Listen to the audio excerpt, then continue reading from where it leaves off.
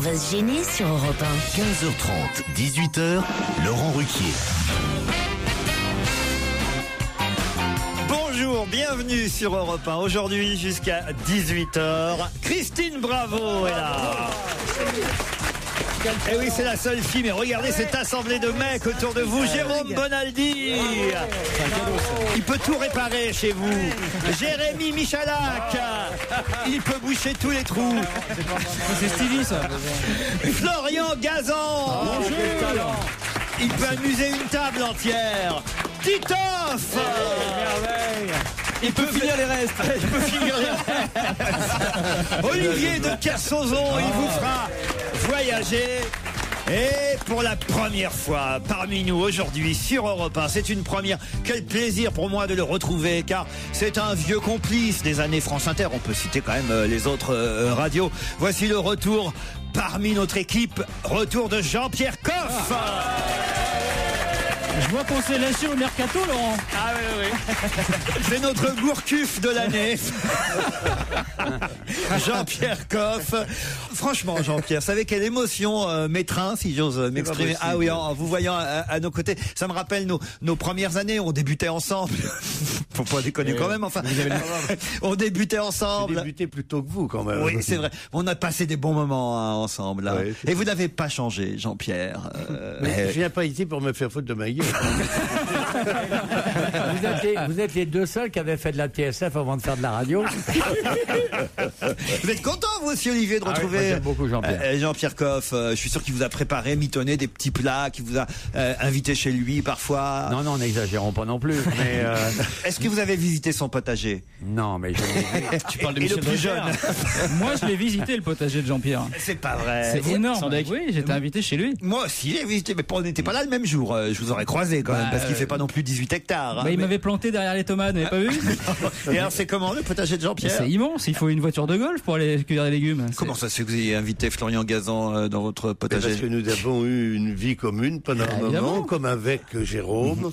Ah, c'était à l'époque de Jean-Luc Delarue, peut-être, non? Que vous avez Tout à travaillé. fait. Oui, il vous a bien sûr. invité au moment où il plante ou au moment où il sème? En tout cas, les auditeurs sont ravis de vous J'aime mieux retrouver planter. dans notre équipe, mon cher Jean-Pierre. Autant vous le dire, j'ai quelques mails qui saluent d'ores et déjà votre venue parmi nous. Par exemple, j'ai ce premier mail qui vous est adressé, enfin qui m'est adressé, mais qui parle de vous, cher Laurent. Jusqu'à présent, nous, les auditeurs, n'étions pas dupes sur les critères à réunir pour être intégrés dans votre émission. Les nouveaux arrivants étaient souvent des beaux gosses, Mustapha El Atrassi, Gaspard Proust, Florian Gazan. Aujourd'hui, c'est Jean-Pierre Coff. Alors finalement, on s'aperçoit qu'on s'est gouré. Bon, ça fait pas forcément plaisir, mais en même temps, bon. Alors, on a aussi un auditeur qui aime bien donner quelques conseils aux nouveaux arrivés parmi nous. Par exemple, cet auditeur qui, à chaque fois, fait un petit, on va dire, voilà, un petit briefing pour vous expliquer un peu comment ça se passe. Cher Jean-Pierre, il faut que vous sachiez qui est qui dans cette équipe. L'armoire à glace qui est en face de vous, C'est moi. vous le connaissez déjà, c'est Olivier de Kersauzon. Par contrat, il doit défoncer l'épaule de son voisin et commencer toutes ses phrases par « Tu sais ce que j'en fais de ta question à la con ? Regarde bien, je m'en gratte les couilles. » Le frangin de Mimimati qui est assis à côté d'Olivier de Kersauzon, c'est Jérémy Michalak, alias Joujou. Lui, sa mission, c'est de niquer les auditeurs du challenge en répondant avant eux. C'est pas dur, vu qu'il a les réponses. Celui qui est coiffé comme une gonzesse vue de dos et que Joujou reluque à mort, c'est Florian Gazan. Il n'est que là depuis lundi, mais manifestement, il doit être très bon vu que Pierre Bénichou le déteste déjà. La blonde à forte poitrine qui se marre tout le temps, c'est Christine Bravo. Elle, c'est la spécialiste des cadeaux de naissance qui ne se vendent pas. Vous pourriez peut-être lui conseiller de faire des t-shirts avec marqué dessus « J'aime pas le lait polyphosphaté, mes petits pots, c'est de la merde ». Et le journaliste pour la télé des vieux, là-bas, c'est Jérôme Bonaldi. Avec lui, c'est pratique. Dès qu'arrive sa chronique, c'est récré pour tout le monde, vu que personne n'a envie de se taper ses sucettes au Roquefort ou d'essayer des godemichés solaires. Joujou déboutonne quelques braguettes, Olivier de Kersauzon va s'en fumer une, Titoff drague les cagoles dans le public et Christine Bravo raconte des histoires de cul hors micro. Croyez-moi, c'est le meilleur moment pour aller pisser. Maintenant, vous savez tout, Jean-Pierre. Ce sont des bons conseils de Oui, notre très bien. auditeur. Florian, on a des bons mails pour vous aussi. Les auditeurs sont Merci. ravis de votre présence c'est dans gentil. notre équipe. Remercier Florian Gazan, c'est sympa qu'il soit parmi vous. Il m'a paru très décontracté dès sa première prestation la semaine dernière. Il me fait penser à Joujou, dit Christophe, mais en plus drôle. J'ai aussi au téléphone Kenny qui alors voudrait revenir sur une information qu'on a pu aborder hier concernant les cinémas dans lesquels on peut réserver sa place au préalable. Nancy. Voilà, c'était à Nancy, le fameux, je crois, Kinépolis de Nancy. C'est bien ça, Kenny? Bonjour. Oui, bonjour Laurent, bonjour tout le monde. Et vous vouliez rectifier une erreur que j'aurais pu commettre, involontairement, bien sûr. Oui, non, enfin rien de bien méchant, donc c'était juste pour signaler qu'en fait, au Kinépolis, alors il y en a deux à Nîmes, il y en a un grand et un petit en centre-ville, dans celui-ci, on peut aussi réserver sa place juste avant de la prendre avec la rangée, donc, et la place exacte. Et très bien. passionnant. Et t'appelles pour ça, quoi. Voilà. Vous voulez dire, en fait, ce que vous voulez dire, en fait, c'est qu'il n'y a pas... Rester du crédit supplémentaire. T'as vraiment rien à foutre, quoi. Ce que vous voulez dire, c'est qu'il n'y a pas qu'à Nancy que ça existe, quoi. Ça existe aussi à Nîmes, si j'ai bien compris. Voilà. D'accord. Bon, si d'autres auditeurs veulent nous informer, Attends, c'est peut-être. un spécialiste. Quelle est la place idéale? Sur le côté ou devant. Ouais, ou au milieu, merci. C'est vachement intéressant de parler avec un vrai spécialiste. Tant qu'on voit l'écran. Non mais la polémique d'hier, enfin la polémique, le mot est peut-être un peu fort, mais enfin il y avait discorde autour de la table sur le fait que ce soit vraiment quelque chose de positif, quelque chose d'utile ou pas, de pouvoir réserver sa place avant, place précise dans la salle de cinéma. Vous, qu'est-ce que vous en pensez? Vous trouvez que c'est mieux ou pas alors? Je trouve ça sympathique dans l'idée, mais c'est vrai que ça peut parfois poser des soucis. Il suffit d'arriver dans une salle avec un gros film et donc fait, ouais. déjà où toutes les places sont prises. Et là, c'est vraiment la galère pour réussir à trouver sa place ou alors se faufiler au milieu des gens. Merci pour toutes vos précisions, Kenny. Et Indispensable. merci à vous. Jérôme, la semaine dernière, vous nous avez parlé du bébé rue de Broca, parce que Anthropologue. voilà, on l'a appelé Gabriel Broca parce qu'on l'a retrouvé le bébé rue de Broca. Voilà. C'est vous qui nous avez donné. Et Gabriel, parce que c'était le prénom du monsieur qui Oui, l'avait alors retrouvé. il y a un auditeur qui est malin parce qu'il a dit oui, Jérôme Bonaldi a fait son savant la semaine dernière, mais je voudrais quand même vous préciser que si Bonaldi savait tout ça, c'est parce que il habite rue Broca. Ça vous ne l'aviez pas dit. De là à croire que le petit bébé trouvé la semaine dernière est le sien, il n'y a qu'un pas. Mais ne vous étonnez pas si dans 5 ans ce bébé se met à inventer des jouets à la con ou qu'il empoisonne sa famille avec des yaourts au roquefort ou du saucisson aux framboises. Quand même, pour rien dire, être honnête un peu, Jérôme Bonaldi. Heureusement que nos auditeurs sont là pour nous faire... Bon, je pouvais crâner facile. Christine, j'ai quelqu'un qui vous a vu ce week-end. Elle s'appelle Valérie. Elle est au téléphone. Bonjour Valérie. Bonjour Laurent, bonjour l'équipe. Où est-ce que vous avez vu Christine ce week-end? Je l'ai vue à la gare de Loches en Touraine. Et qu'est-ce qu'elle faisait? Elle est montée dans un car blanc vers 13h30 et c'était un car qui était à destination du Super U. Elle va faire ses Je voulais courses, elle savoir va à Loches, pourquoi. Christine, faire ses courses. Du Si vous Super savez U. pourquoi. Oui. Elle va au Super U de Loches. C'était le car qui était à destination du Super U de Loches. Elle est tellement radine qu'elle va faire ses courses en province en autocar. Je sais pas si tu vois l'idée, quoi. Mais c'était pas le truc avec Gonzague Saint-Brin, avec Gonzague Saint-Brin? Vous étiez à la fête du livre. À la forêt des livres. La forêt des livres. Formidable. Et tu t'es arrêté au Super U. Mais on s'est jamais arrêté au Super U. On est allé alors mais Et se le déroulait car au est à Super U. destination du Elle est Super U, allée en fait. vendre 2-3 livres au Super U. Sous le manteau. Elle est allée vendre des livres sous le manteau. C'est mieux ou moins bien que Leader Price Super U, Jean-Pierre? Non, parce que Leader Price, ça a l'air bien. C'est de mieux en mieux. Ah, attends, maintenant il y a un voiturier devant, tu peux réserver et tout. Moi, Je vais j'achète prendre ta place. j'achète que là-bas. Moi, Mais j'espère bien. c'est-à-dire que je suis tous vos conseils depuis 20 ans. C'est vrai, et je vois que vous êtes en pleine forme. Mais regardez la santé que j'ai. Formidable. Bon, alors faut trouver évidemment un Leader Price, mais Super U, quand on trouve, c'est bien aussi quand même, vous conseillez. Ben moi j'aime bien le patron de Super U, il est très sympa. Ah oui, oui. Il y a un contrat en route Il y a là. un transfert qui est en route, ouais. Serge Papin?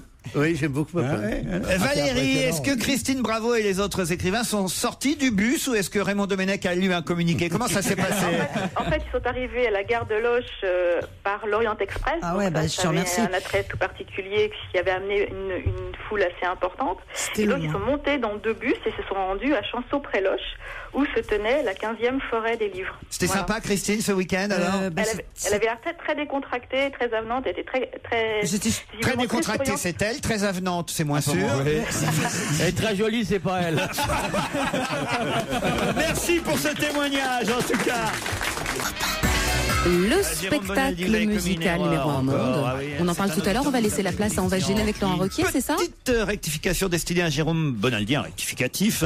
Le générique de Gonzague Saint-Brie dans l'émission Ligne ouverte sur Europe 1, émission qu'il anima entre 1975 et 1980, n'était pas une gymnopédie d'Éric Satie, mais un morceau en forme de poire, mais la Gnossienne numéro 4 du même compositeur. Ça commence à faire beaucoup, Jérôme, là.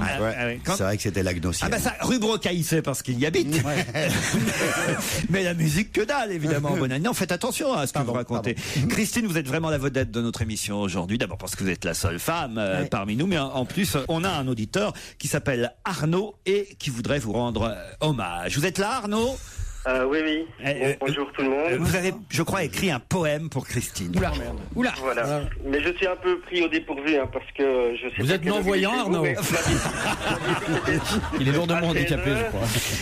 Est-ce que vous pouvez nous lire votre poème? Ah ben, écoutez, avec plaisir. Alors, ça s'appelle Christine. Alors, il faut quand même préciser que vous l'avez écrit, et vous le dites, après avoir dévoré son livre Foudre. Voilà, je suis un peu resté dans la même ligne littéraire, hein, donc. Comment s'appelle le poème? Christine. Comment s'appelle le poème pour Christine? Christine. Voilà, c'est Christine. Ça va faire des bonnes rimes, ça. Christine, c'est le titre du poème. Voilà, première strophe, hein. Oh là, il y en a combien? Il y en a 76. À mon avis, ça va suffire. Allez, première strophe, premier vers. Allez, au tableau. On y va, les gars. Christine, je voudrais te dire je t'aime dans le creux de ton oreille, mais avec ta frange, tu ne m'entendrais pas. Christine, je voudrais te dire je t'aime par mail. Allez, laissez-moi finir. Juste, normalement. On n'aurait pas dû te laisser commencer. Il faut des rimes, non? Un poème, normalement, il faut que ça rime, non? Christine, je voudrais te dire je t'aime à la radio, mais tu rigoles aux blagues de Kersozon. Christine, je voudrais te dire je t'aime dans une voiture, mais tu n'aimes que les camions. Christine, je voudrais te dire je t'aime quand je fais pipi dans la neige, mais ton prénom est trop long. Voilà. Et alors, est-ce que je peux passer un petit message à Florian? Oui, bien sûr. Calispera, Flo. Oh, ça va, papa? mon loup? Ça va et toi, mon loup? Papa? Ça va, si vous voulez que Flo reste sur Europa, tapez 1. Putain, tu parles vrai, toi. C'est le pomme de merde. Qu'est-ce que c'est que cette histoire? C'est Nikos, je pense. L'an passé, il nous faisait des petites imitations de Nikos à l'époque où il avait encore un boulot sur votre radio concurrente. Eh ben c'est bien, on a niqué un auditeur à énergie. Je suis le seul qui est suivi, à mon avis. Je suis sur Pôle emploi FM si tu me cherches. Vous avez fait un joli poème d'amour pour Christine Bravo. Vous aimez Christine et précisons que vous êtes belge. Et elle ne le vous rend pas. Ça ne s'entendait pas du tout, je pense. Oui, non, au son non, mais à l'analyse, oui. Le succès. Je tiens encore à dire que le site internet que j'ai consacré à Joujou est toujours ouvert. Hein. Ah, vous et tu le serais fréquenté. Comme je suis ton fan numéro 1 en Belgique, c'est www.vivremagrécesdifférences.be. Oh, le site de détraqué. Oh, le pays, la Belgique. Allez, les Français, je vous fais plein de gros bisous. À bientôt. C'est un multirécidiviste. On vous embrasse et on vous remercie, Arnaud. Ça donne vraiment envie de léguer les wallons aux flamands. Hein. Ah tiens, j'ai des devinettes envoyées par les auditeurs. Comment appelle-t-on une personne sans bras? Un manchot. Comment appelle-t on une personne sans jambes? Un cul-de-jatte. Parfait. Comment appelle-t-on une personne avec une bosse dans le dos? Un bossu. Comment appelle-t-on une personne sans jambes, sans bras, avec une bosse dans le dos? Un mec dans la merde. Non, une madeleine. C'est pas mal. C'est pas mal. Celle-là, je ne la connaissais pas. Vous me direz si vous la connaissiez. C'est Jean-Marie qui nous l'envoie. On va nous sortir une merde encore. Ce sont les 7 nains qui vont au Vatican. Vous connaissez ça? Non. Alors, les 7 nains vont au Vatican et comme c'est quand même les 7 nains, ben, finalement, on les laisse rencontrer le pape Benoît XVI en personne.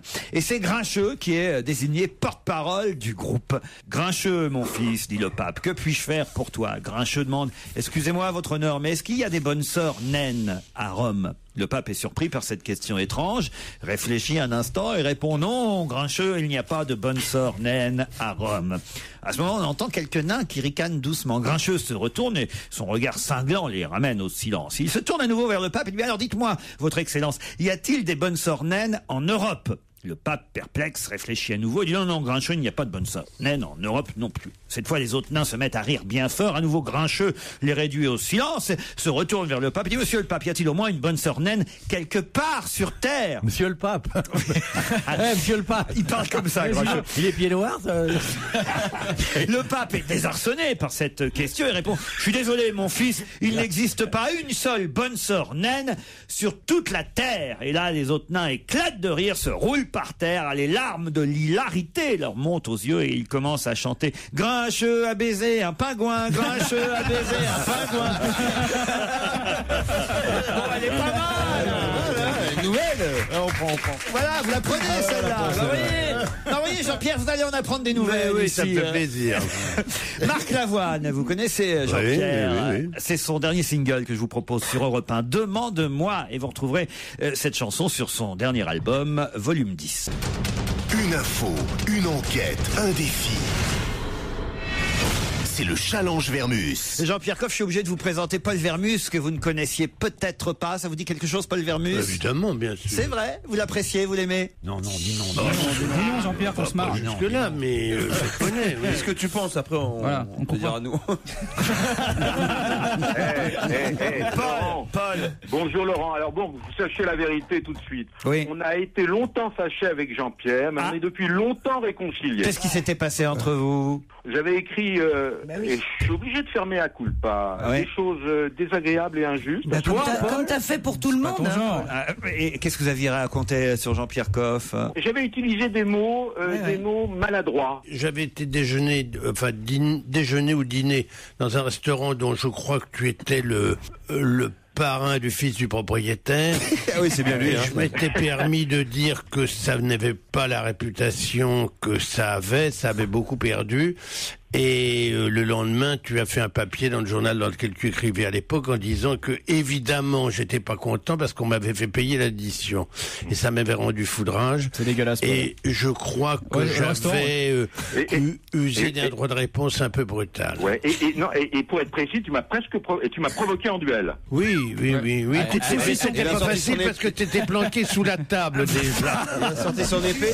Vermus, son principe, c'est une fausse info plus un démenti, ça fait 2 infos. Alors voilà ce qu'on appelle, c'est une vieille barbe, ce que vous venez de dire là. D'abord, Paul Vermus, on aimerait tout savoir sur le futur remaniement du gouvernement de l'automne. On veut des tuyaux, on veut savoir si François Fillon va rester Premier ministre ou pas, s'il s'en va, qui va le remplacer, est-ce que Xavier Bertrand va revenir au gouvernement comme on le dit, est-ce que Bernard Kouchner va être viré, Ramayad, Hervé Morin, enfin voilà, on veut tout savoir sur le prochain remaniement.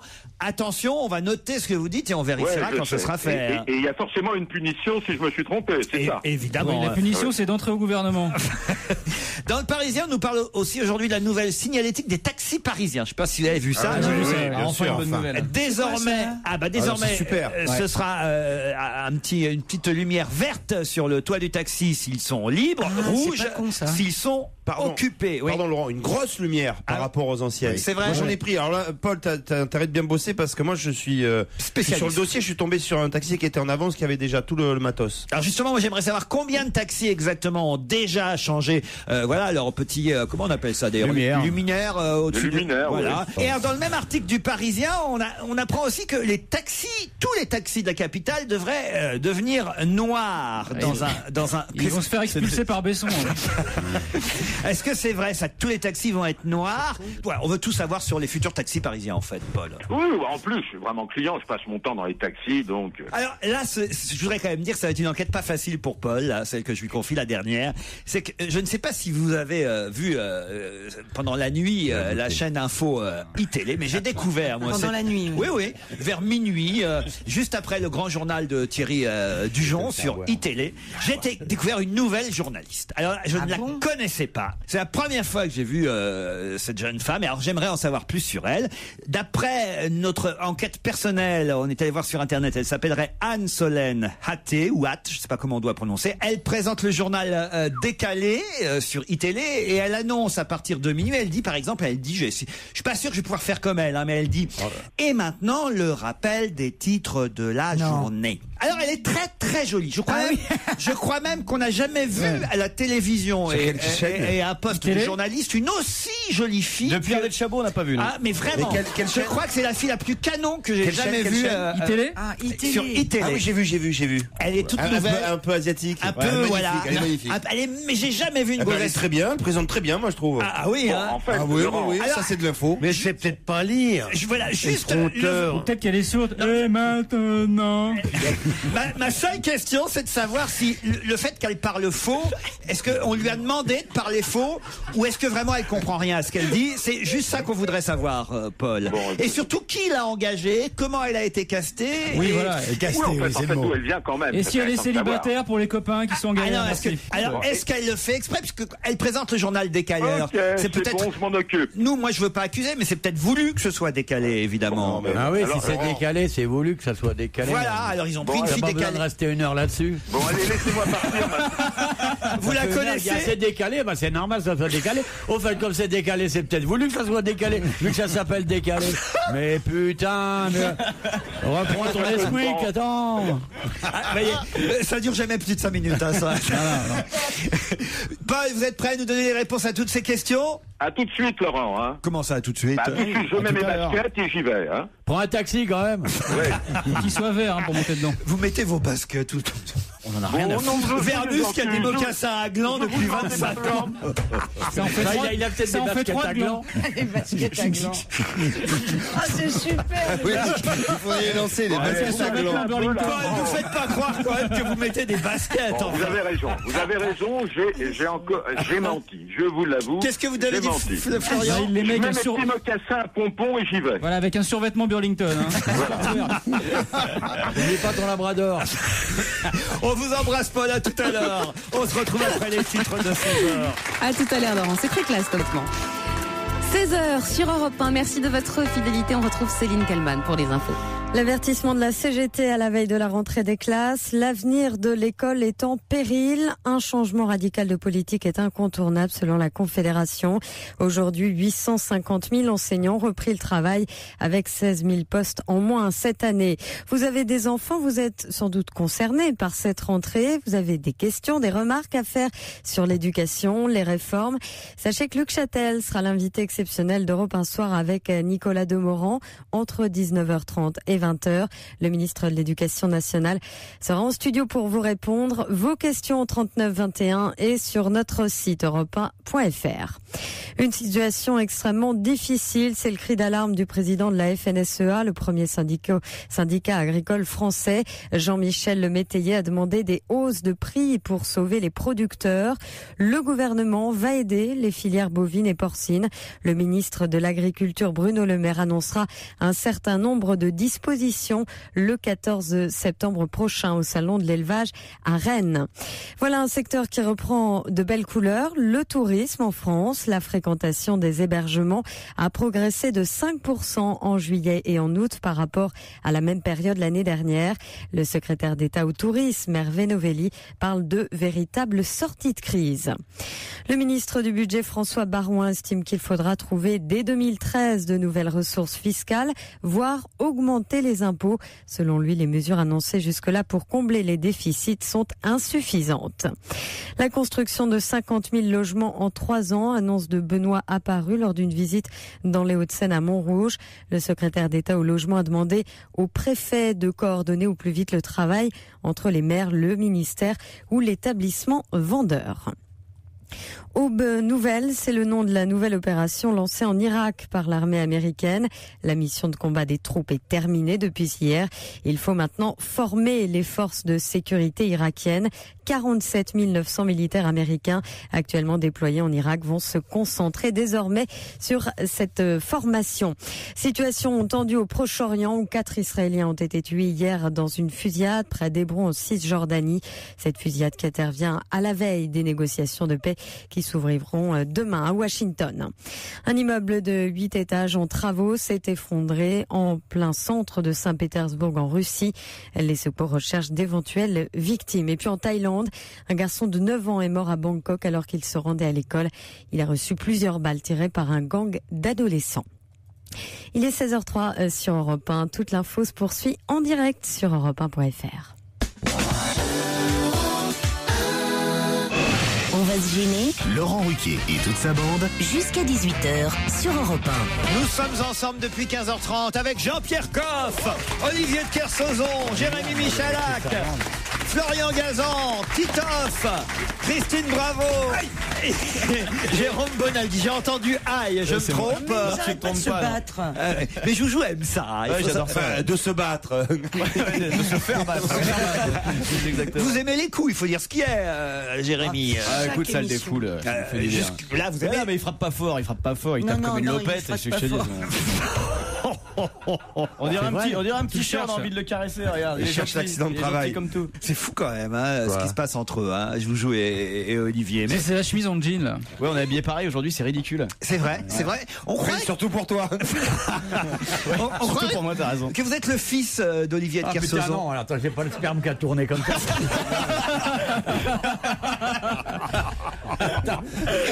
Mais si, regardez, il a un petit air de baroudeur, d'aventurier. Il est très country comme country un marin. Country un marin, c'est une insulte, c'est l'insulte.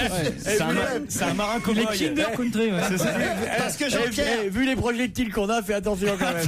Jean-Pierre, vous ne le savez pas, mais Olivier de Kersauzon est country. Il aime la musique folk country. On a appris des tas de choses sur lui que vous ignoriez. Il est un peu cowboy, un peu marin. C'est un vrai village people en fait. T'es un peu indien aussi. J'ai 2 auditeurs qui sont au téléphone. Jean-Pierre, il faut que je vous explique qu'ils vont jouer contre vous, mais il faudra leur laisser 5 à 10 secondes d'avance, car en jeu quand même, il y a un superbe week-end à Bruxelles, dans l'unique palace bruxellois. Non, palace indépendant. Palace indépendant. Non, écoutez, il y a le directeur du palace qui a appelé et qui n'était pas content de ce qu'on a pu dire. C'est pour ça qu'on précise. On n'a pas dit ce qu'on pensait, il devrait être content. Jean-Pierre qui connaît les palaces. Qu'est-ce que c'est que le Plaza? Le Plaza à Bruxelles, formidable Jean-Pierre. Oui, c'est une bonne maison. Très bonne maison, vous voyez. C'est une maison indépendante de Bruxelles, monsieur. C'est un accueil chaleureux, c'est vraiment bien. Alors, ce sera un séjour hors du commun. Hors du commun, je vous l'ai dit, c'est hors du commun. Parce qu'il y a le commun qui est la ville de Bruxelles, et il y a notre petite enclave paradisiaque du milieu. Gladys et Jacques, vous êtes contents de éventuellement pouvoir partir en week-end comme ça avec ils se connaissent votre conjoint ou votre conjoint. Non, ils vont faire connaissance. C'est une sorte de tournée manège radiophonique. S'ils gagnent, ils sont obligés de partir ensemble. Mais non, Gladys partira avec l'homme ou la femme d'ailleurs. La réalité de votre jeu. De son choix. Bonjour Gladys. Bonjour à tous. Vous êtes à Aigues-Mortes-les-Graves. C'est ça. En Gironde. En Gironde. Alors, il y a un truc quand même, Jean-Pierre, c'est qu'il faut évidemment savoir ce que font dans la vie nos auditeurs. Et Olivier s'impatiente tant qu'il ne sait pas quelle est la profession. Trépigne. Voilà. Ah oui. Gladys, vous faites quoi dans la vie? Actuellement, je suis secrétaire médicale, mais si Monique Pantel a besoin de moi pour lire ses fiches, je veux bien venir. Pourquoi? Ok, bon, la blague est terminée. Tu peux nous passer ta maman, s'il te plaît? Quel âge vous avez, Gladys?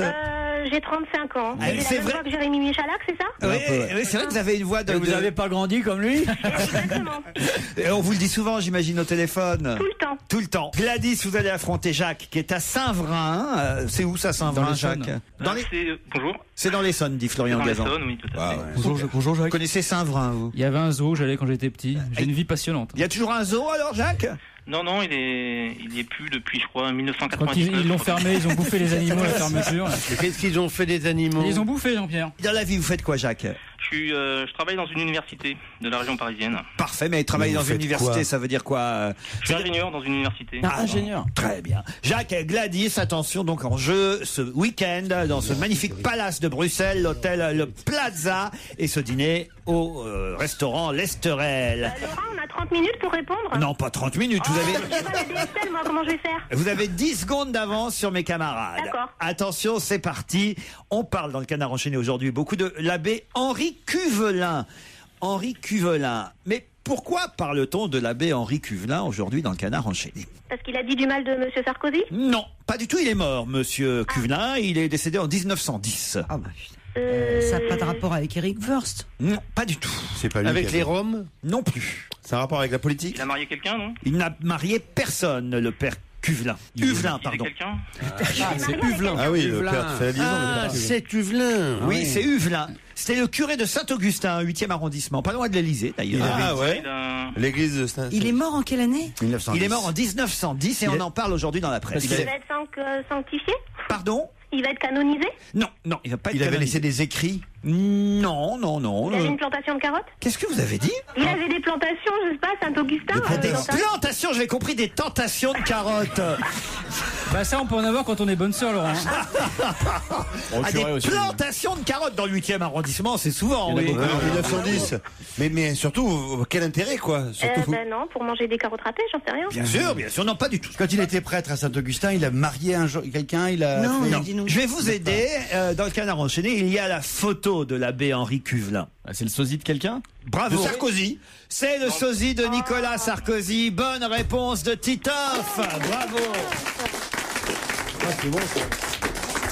Je vais vous passer la photo. On croirait même une photomontage tellement il ressemble à notre président. Et On alors, dirait sur l'application sur iPhone quand on te gonfle un peu le visage. Ah oui, c'est même assez étonnant parce que je vais vous dire, moi, ce qui m'a frappé dans cette photo de l'abbé Huvelin, curé du 8e arrondissement à la fin du 19e et début du 20e, c'est que non seulement il ressemble à Nicolas Sarkozy, mais vous qui avez bien connu aussi le regretté Jacques Martin, il a aussi un faux air.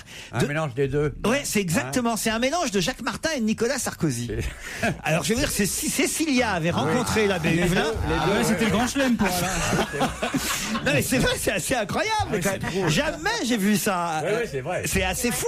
J'avais pas pensé que Jacques Martin, en fait, physiquement, ressemblait à Nicolas Sarkozy. C'est bluffant sur la photo. Il est blagueur, Ah, Dieu. t'as la photo maintenant, toi? Non, non, pas du tout, mais je la vois pas, donc c'est pour ça que je commente. Elle est folle. Arrête vraiment la drogue, je te jure. Ça commence Mais à se alors, sentir. du coup, elle ne part pas du tout au palace de Bruxelles, la dame. Non. Elle a perdu Gladys et Jacques aussi. Pareil, mais est-ce que c'est Titoff qui part? Non. C'est un jeu très con, alors Je suis d'accord avec Jean-Pierre Coff. C'est une chambre d'économiser pour le directeur du Palace, le Plaza à Bruxelles, mais on aura un autre jeu à... Mais il n'y a jamais moyen qu'on puisse y aller nous gagner. Non, Jean-Pierre, mais on fait des déplacements. Si vous voulez venir avec nous à Lyon, par exemple, Jean-Pierre, sachez que demain, nous serons tous ensemble en direct, enfin pas tout à fait en direct, je ne vais pas mentir, nous enregistrerons l'émission à l'heure du déjeuner, ce qui est con à Lyon d'ailleurs. Mais enfin, Mais où ça? Dans quel restaurant à Lyon? On va à mais non, on n'enregistre pas l'émission dans un restaurant, Jean-Pierre. Dans un quick halal. Demain, jeudi, nous ferons l'émission à partir de midi en public à l'Opéra, place de la Comédie. c'est joli. À Lyon, c'est très joli. Et vous serez logé à Bruxelles, ce qui est Et ce pratique. soir, on dort à Bruxelles. Voilà. Donc n'hésitez pas à venir à Lyon demain dès 11h30, place de la Comédie à l'Opéra, si vous voulez assister Mais vous serez levé? à notre émission. On sera levé. On part à Lyon dès cet après-midi parce qu'en revanche, ce soir, nous allons ensemble tous au restaurant. Ah, d'accord. Et on fait des déplacements, on festoie. On fait des notes de Et frais. Pierre, il vient pas, Pierre? Pierre Benchou vient pas. Et alors j'ai pas compris. Olivier veut pas se déplacer avec nous. Pourquoi vous voulez pas venir en déplacement avec nous, Olivier? Ça c'est bizarre. Vous qui êtes un grand voyageur. Justement. Ceci explique cela. L'entrée demain à Lyon se fera sans réservation et dans la limite des places disponibles. On vous embrasse Gladys et Jacques. En tout cas, c'est perdu pour vous. Et peut-être, si vous passez par Lyon, ce qui quand même est difficile depuis Aigues-Mortes, Les Graves et Saint-Vrain, vous viendrez nous voir demain. On vous embrasse de toute façon. Merci, bon courage à Christine, bravo. Jean-Pierre, ça fait maintenant un peu plus d'une demi-heure que vous êtes avec nous. J'ai envie de se barrer, Jean-Pierre. J'ai pris de vomissement, là. Ça y est, vous commencez à peu près à connaître tout le monde. Titoff, vous connaissiez Titoff ou pas? Évidemment. Ah, c'est vrai, vous vous êtes rencontrés déjà. Mais vous connaissez tout le monde, vous, finalement, hein, Jean-Pierre. Hein. Non, mais bien sûr. Vous êtes que un je vrai connaissais. people. Hein. Et puis je vous écoutais surtout. C'est pas vrai. Vous voyez, quand il se faisait chier aux grosses têtes, il vous écoutait. Il est avec une radio dans Et la vous m'avez poche. pas dit que vous étiez heureux de retrouver votre copine Christine Bravo? Mais je suis très heureux de retrouver à la fois Christine, bien sûr, mais Olivier, évidemment, qui a été un complice très sympathique et amical pendant très longtemps. Et puis... Ça sent la soirée échangiste. Bonaldi avec... C'est pour ça qu'il veut pas aller à Lyon. Bonaldi avec lequel j'ai passé 10 ans de ma vie, et Florian aussi. Putain. Ah ouais, Mais j'ai travaillé tous les jours avec ces deux-là, quand même. À Canal+. Évidemment. Ah ouais. Bon, il y a des questions dans cette émission auxquelles il va falloir répondre quand même, Jean-Pierre Bah, Coff. tant pis. Par exemple, quel voyage était un et est devenu le? Alors, il y a des questions qu'on comprend pas toujours. Autant vous dire. C'est vous qui les inventez? Ah oui, c'est moi qui les invente. Alors, Elles sont faites maison, mes questions. C'est pour ça qu'elles sont formidables. Quel voyage était un voyage et devenu le voyage? On dirait Voilà une la perfora là, question. sur ce coup-là. Eh oui. J'ai l'impression que Ne regardez pas comme ça, j'ai l'impression que je vais Christine. devoir plonger pour chercher la clé. là. Attends, mais j'ai peur. C'est-à-dire que je me dis, est-ce que. Quel voyage C'est un était- voyage à pied? Non. C'est un voyage, un voyage? Un voyage en enfer. Un cadeau, un voyage cadeau. c'était un- Le Est-ce qu'un dernier voyage en train? C'est un voyage. C'est Voyage. C'est tout ça. Oh, vous vous souvenez de Désirless? Ah oui, oui, oui, oui, oui. Elle avait un plumeau sur la tête. On la revoit dans la tournée des années. mais je sais pas. Elle a plus ses cheveux par contre. Des années Eux, ils sont 80. pas revenus. Non, eux, ils ont pas voulu faire la tournée. Alors, ça n'a aucun rapport avec Bon, Désirless, ma c'est un question. titre qui a changé. C'était dans le genre le voyage. Là, un voyage. Bon, bah voilà, puisque vous connaissez la réponse. Là, alors ça. Mais Jean-Pierre, non. il faut que je vous dise, Bonaldi est très mauvais comédien. Non, je te jure Bonaldi fait semblant de pas connaître la réponse, mais comme il joue très mal la Mais c'est comédie. faux. Là, il connaît pas. Là, je me fais Non. son avocat. Et tout de suite, il sait que c'est un titre, hein, comme Mais ça, oui, par mais hasard, parce qu'il est par malin. l'opération du Saint-Esprit. Allez-y alors, Jérôme. T'as deux types de comédiens, Ça t'as fait- Bonaldi et Al Pacino, Jean-Pierre, quoi. ça fait 10 ans qu'il me traite Ah de ouais, mauvais c'est- comédien alors que je ne joue pas la comédie. Je C'est un suis naïf, donc il tombe dessus. Je cherche et finalement avec la force de la dialectique, je finis par trouver un voyage devient le Ah, il est voyage. vraiment con, vous voulez dire. Christine, elle veut l'aider. Elle fait, mais non, c'est un naïf. C'est un naïf, il est super Très brave. naïf ou très con, mais c'est chaque fois la vérité. Alors, je vous réponds oui, c'est un titre, Alors, un Jérôme titre Bonaldi. de quoi Un livre, un voyage en enfer, dans le genre. Le voyage de Nils Holgersson. Ouais, Livre au hasard. de Gulliver. Le voyage de Gulliver. Voilà, ben c'est ni celui de Gulliver, ni Nils Holgersson. voilà, ni celui d'Au bout de la nuit. C'est un livre ou c'est un de film Céline. Non, c'est un voyage qui est devenu le voyage. Bon, alors c'est Oui, mais un bouquin. livre qui a été transformé en film. Non, c'est de un livre cinéma. qui est resté un livre, mais le titre a changé, C'est effectivement. dingue ça. Mais le contenu de a Jules changé Verne. aussi. De Jules Verne, non, Jean-Pierre. Un voyage qui est devenu le voyage. Et le contenu du livre, c'est le même ou Non, ils ont remplacé tous les c'est la 1 par suite des le.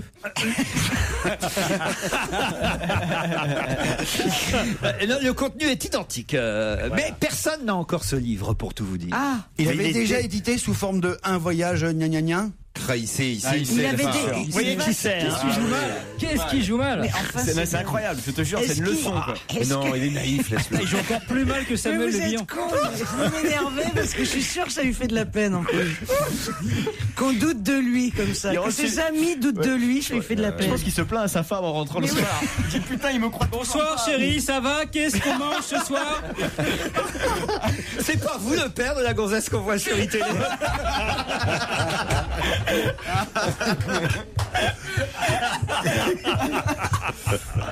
Alors, parce que franchement. Bon, alors, allez-y, crachez. Est-ce que ça avait déjà été édité sous forme de un voyage gna gna gna? Non, puisque je vous dis que le livre ne vient pas de sortir. C'est un livre français ou c'est un titre traduit? C'est un titre traduit. Ah, parce que, ah. effectivement. The j'ai- Travel. Ah, alors tu vois, tu le sais. l'allemand. Ah non, c'est pas Travel, c'est.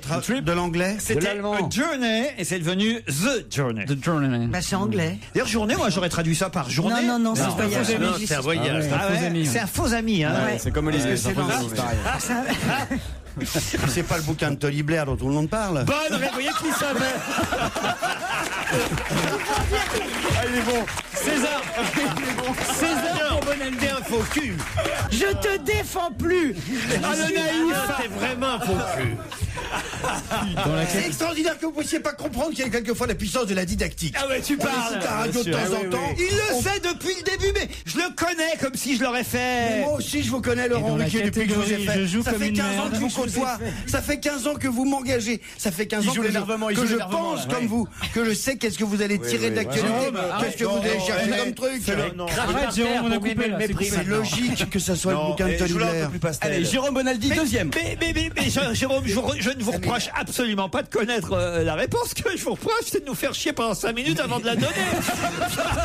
Mais je ne la connaissais pas. non. Non, mais il joue la tristesse. C'est dur à maintenant. croire. hein, Ah, quand vous même. êtes d'accord, Jean-Pierre? Ah, bah hein oui. Ah, Alors franchement. vous avez du mal à penser que je suis intelligent. C'est ça qui vous apporte. C'est ça. C'est ça. On peut avoir des doutes. Sérieusement, je ne le savais pas. Je te crois, Jérôme. J'ai reconnu les produits alors, de merde que tu nous amènes en disant que c'est bon, t'es vraiment un mec honnête. Et là, tu pourras pas dire que tu ne savais pas. The Journey, qui est devenu Journey, ou plutôt le contraire. Journey, un voyage, est en librairie aujourd'hui. Dans 13 pays. 13 pays. Mais oui, parce qu'il connaît tout par cœur. Je me demande même si c'est pas lui qui a écrit la question. Laurent, il va te donner la page du journal. C'était page 17. Un voyage est en librairie aujourd'hui. Le titre était au départ The Journey et c'est devenu Journée. C'est vrai que ça change tout. Voilà, un changement d'article à la dernière minute parce que le pronom défini était perçu comme trop pompeux. Donc, ils ont changé le titre du livre de Tony Blair, mais en France, ça s'appelle Mémoire, tout simplement. Tout ça pour ça. Voilà. Mais je peux pas vous dire ce qu'il y a dedans puisqu'on l'a pas encore, le livre. C'est bon, Jérôme, tu valides là tout ce qu'il a dit? Allez, tu peux nous répondre à la question 12 maintenant? Non, mais je vais vérifier avec d'autres questions. Méfiez-vous, Bonaldi, quand même, d'ici à tout à l'heure. On reproche en tout cas en Angleterre à Tony Blair de gagner trop d'argent désormais parce qu'évidemment, il a touché beaucoup de pognon pour ce bouquin, ses mémoires. Pour les conférences. Et aussi, évidemment, pour les conférences qu'il fait. Pas le seul, tout le monde en fait. Voilà, tout le monde. Attends, 5 millions d'euros. Putain, il connaît le salaire. 5,6 millions d'euros Il a d'avoir vraiment pour bien le eu bouquin. l'article. Et combien, Clinton? C'est pas lui qui l'a écrit. Et après, il va nous dire Il connaissait pas la qu'il réponse. connaissait pas la réponse. Il connaît l'article par cœur. Ah, il a appris sa scène, Laurent. Il a appris son article. C'est incroyable. Oui, il y a vraiment que Christine qui est très con qui y a cru, je dois dire. mais il est naïf, il est repasser les naïf. scènes au ralenti, tu sais. Ça serait pas peut-être le bouquin de Tony Blair? Je dis ça comme ça au hasard. Je mets la didactique. Allez, un peu de musique parce que vous m'énervez, Bonaldi. On se retrouve après.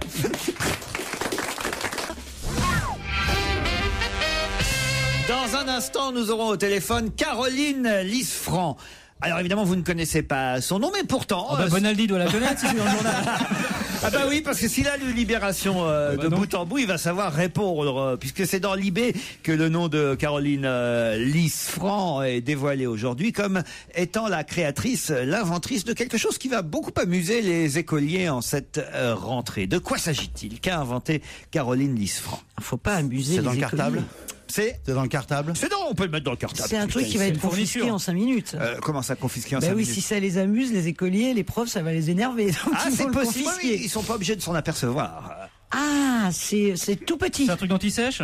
C'est un truc d'anti-sèche, mais quoi exactement? Attends, on a un spécialiste Titoff. Un truc d'anti-sèche. Anti-sèche. À mon avis, c'est avec les nouvelles technologies. Non. SMS, non? Pas du tout, c'est tout simple, tout bête, ce qu'elle a créé. Et d'ailleurs, pour tout dire, vous êtes au téléphone, Caroline? Oui, bonjour. Pour tout dire, j'avais l'impression que ça existait avant Depuis longtemps. avant que vous le fabriquiez, Depuis longtemps, malheureux. Il vient de se trahir. On n'a pas donné la réponse. Ça y est, il a lu Libé aussi. Il est fort. Mais t'as payé combien de gens? La question suivante. Non, mais il est vraiment con, Bravo, je dis bravo. alors là, moi, je dis bravo, monsieur Bonaldi. Je ne dis plus rien. Je ne dis rien. Dites-le alors, puisque vous le Est-ce que savez. ça serait on peut chercher. Je m'arrache les cheveux. Est-ce que avec ça serait une Jérôme trousse? Oh putain. Il faudrait faire Est-ce un que ça dîner de serait con une un jour. trousse? Est-ce que ça serait une trousse où tu peux écrire à l'intérieur? C'est le stylo dans lequel il y a une sorte de petite barrette, on tire, ça fait comme un drapeau, un déroulant, avec un ressort, et il y a dessus les tables de multiplication. Bonne réponse de Jérôme Bonaldi. Il est quand même énorme, ce Jérôme. Non, mais c'est un objet Jérôme, public. dis-nous les boucles, les journaux que t'as pas lus, qu'on a des vraies questions, quoi. Ah non, mais c'est On passe à la question 14. Alors, Ah putain, quand je pense qu'il y a les deux là-bas au bout qui ont déserté Jean Dutour pour retomber sur Jérôme Bonaldi, ça fait mal quand même. Pardon. Non, enfin Jérôme, quoi, pardon, mais non. Mais ça m'a énervé ce papier dans l'IB ce matin. Mais Ça donnez m'a la énervé. réponse quand Mais vous la c'est un savez. vieux truc, ça existe depuis des années et des années. C'est un truc publicitaire. Alors, défendez-vous, Caroline Lisfranc. C'est vrai qu'on a l'impression que ça existait déjà, votre Bien stylo sûr. dérouleur avec table de multiplication. Qu'est-ce qu'il y a de neuf là-dedans? Jérôme a raison et bravo Jérôme. Le stylo dérouleur existe, mais pas avec les tables de multiplication. C'est quelque chose de très important. Et grâce à ça, tous les profs seront contents, tous les enfants seront contents et tous les parents aussi. 3 € le stylo, 8 x 7, Caroline. 49. tu as acheté un stylo, Caroline. Vous n'avez pas près de vous de stylo, alors, manifestement. Il y a des bracelets du même. Oui, il y a des bracelets. Les bracelets, c'est vachement bien aussi. Combien le bracelet? Combien le bracelet? 20 euros le 2 bracelet. 2 euros le il dit bracelet. c'est pas pareil, dis donc. C'est la panoplie complète du petit. Ouais, j'ai appris un mot ce matin grâce à Libé. Oui, moi aussi. La Moi aussi. panoplie complète du petit caloucheur. Caloucheur. Ça, je savais Moi pas. aussi. C'est le petit Que tricheur. Moi, j'aurais dit un carotteur, un tricheur, un caloucheur. J'avais jamais entendu ce mot-là. Oui, Jérôme? 8 x 7, ça fait pas 49. Oui, bah ça. Mais non. Ça, c'est la preuve qu'il a lu Libé. Putain, mais il sait vraiment tout. Hein. Alors là, il y a le cerveau. Ça se voit Bah qu'il y a non, le mais- stylo. 56, on le sait Bah quand oui, même. mais elle a dit 49. Oui, mais dis donc, ça t'a mis du temps pour. Mais c'était tellement En plus, énorme. Il y a un troisième produit qui est la D-Light, une petite lampe qui éclaire. Et l'avantage de celle-ci, c'est que vous avez la table de multiplication divisée par 2. Ouais, combien la D-Light? Elle a 6,50 €. Mais la table de multiplication divisée par 2. Si vous savez une fois 2, vous n'avez pas besoin d'apprendre 2 fois 1. Oui, ça- Donc vous l'appelez, vous la travaillez en diagonale, comme tous les petits Chinois. 8 x Ok. 7, Et c'est la donc, même chose que 7 x 8. Toi, t'as pas besoin. Exactement. Les Chinois, cet âge-là, ils apprennent. Non, mais les Chinois sont très bons en mathématiques et apprennent l'étape comme ça. Donc ça permet aux gens, en plus d'être moins stressés grâce à la D-Light. Donc quand Ouais, vous passez la petite lumière, vous apprenez l'étape différemment. Je vous Non, embrasse, mais bon. Caroline. Vous avez Moi bien aussi, vendu j'embrasse votre tout le monde. marchandise. Où est-ce qu'on la trouve, votre marchandise? Vous allez sur le site www.carolinestran.com et vous trouverez les produits. C'est formidable et merci d'apporter du bonheur aux parents, aux enfants. oui, et on est là pour C'est Chantal Goya ou quoi? et merci Jérôme. En plus, elle le connaît en plus. c'est sa sœur. Elle doit habiter rue Broca. On vous embrasse. Merci, madame. Attention, bientôt sur les billets de 200 couronnes, ça équivaut à peu près à 20 € qui vont entrer en circulation en Suède. On verra peut-être Pippi Longström. Mais qui est Pippi Longström? Ah, mais ça je sais, C'est c'est le mec- une héroïne de conte, Pippi Longström. C'était une petite fille avec des cheveux rouges, avec des couettes. Et qu'on connaît mieux sous le nom de Fifi Brin d'Acier. Bonne réponse de Florian Gazan. Ah oui, moi aussi je suis parisien, Jérôme. Ah bah ça c'est dans l'Express que j'ai trouvé cette information. C'est Monsieur Vorts qui me l'a refilé. Et moi j'aimais bien regarder Fifi Brin d'Acier. C'était juste avant Bus Impérial dont on a parlé. C'est le genre de nana qui te plaise, ça. À Fifi Brin d'Acier, elle avait les On aurait dit Annie Cordy avec la progéria. Non, il y avait un Exactement. côté Benoît Bricefer pour filles, tu sais, elle était super forte. Exactement. Elle pouvait porter les vaches et tout. C'est Vous vachement semblez bien. ne pas connaître Fifi Brin d'Acier, Pas du tout. Jean-Pierre. Et Non, vous pas non du plus, tout. Olivier. J'ai l'impression que vous n'avez pas eu d'enfance, finalement. Non, ils sont nés à 40 ans. Bah, si, ils ont eu une enfance, tu vas mais pas sans. avoir de vieillesse, ça continue. Mais non, mais à chaque fois que je parle d'un petit personnage qui a marqué notre enfance, Fifi Brin d'Acier, Pifou. Heureusement, j'aimerais pas avoir le cerveau encombré de tous ces déchets. Ah non, là, mais que- Pifou, je t'imagine Ah, Pifou. au Havre en train de dire Glop. Pifou. Bah, pas Glop. Glop, glop, Bah, pas glop. Florian, vous connaissez Bah oui, vous aussi. Pifou, glop, Pifou, glop, glop, pas glop, pas glop, pas glop. Voilà. C'est Florian, normal. c'est 10 pas pareil, on centimes, a le l'impression petit qu'il est pas sorti de l'enfance. C'est pas la même chose. Donnez-moi un ou deux noms. Placide et Museau. Placide et Museau. Un ou deux noms, Olivier, au moins, qui ont bercé votre jeunesse. Des... Alors, moi, je suis né en 44, donc Hitler, Mussolini.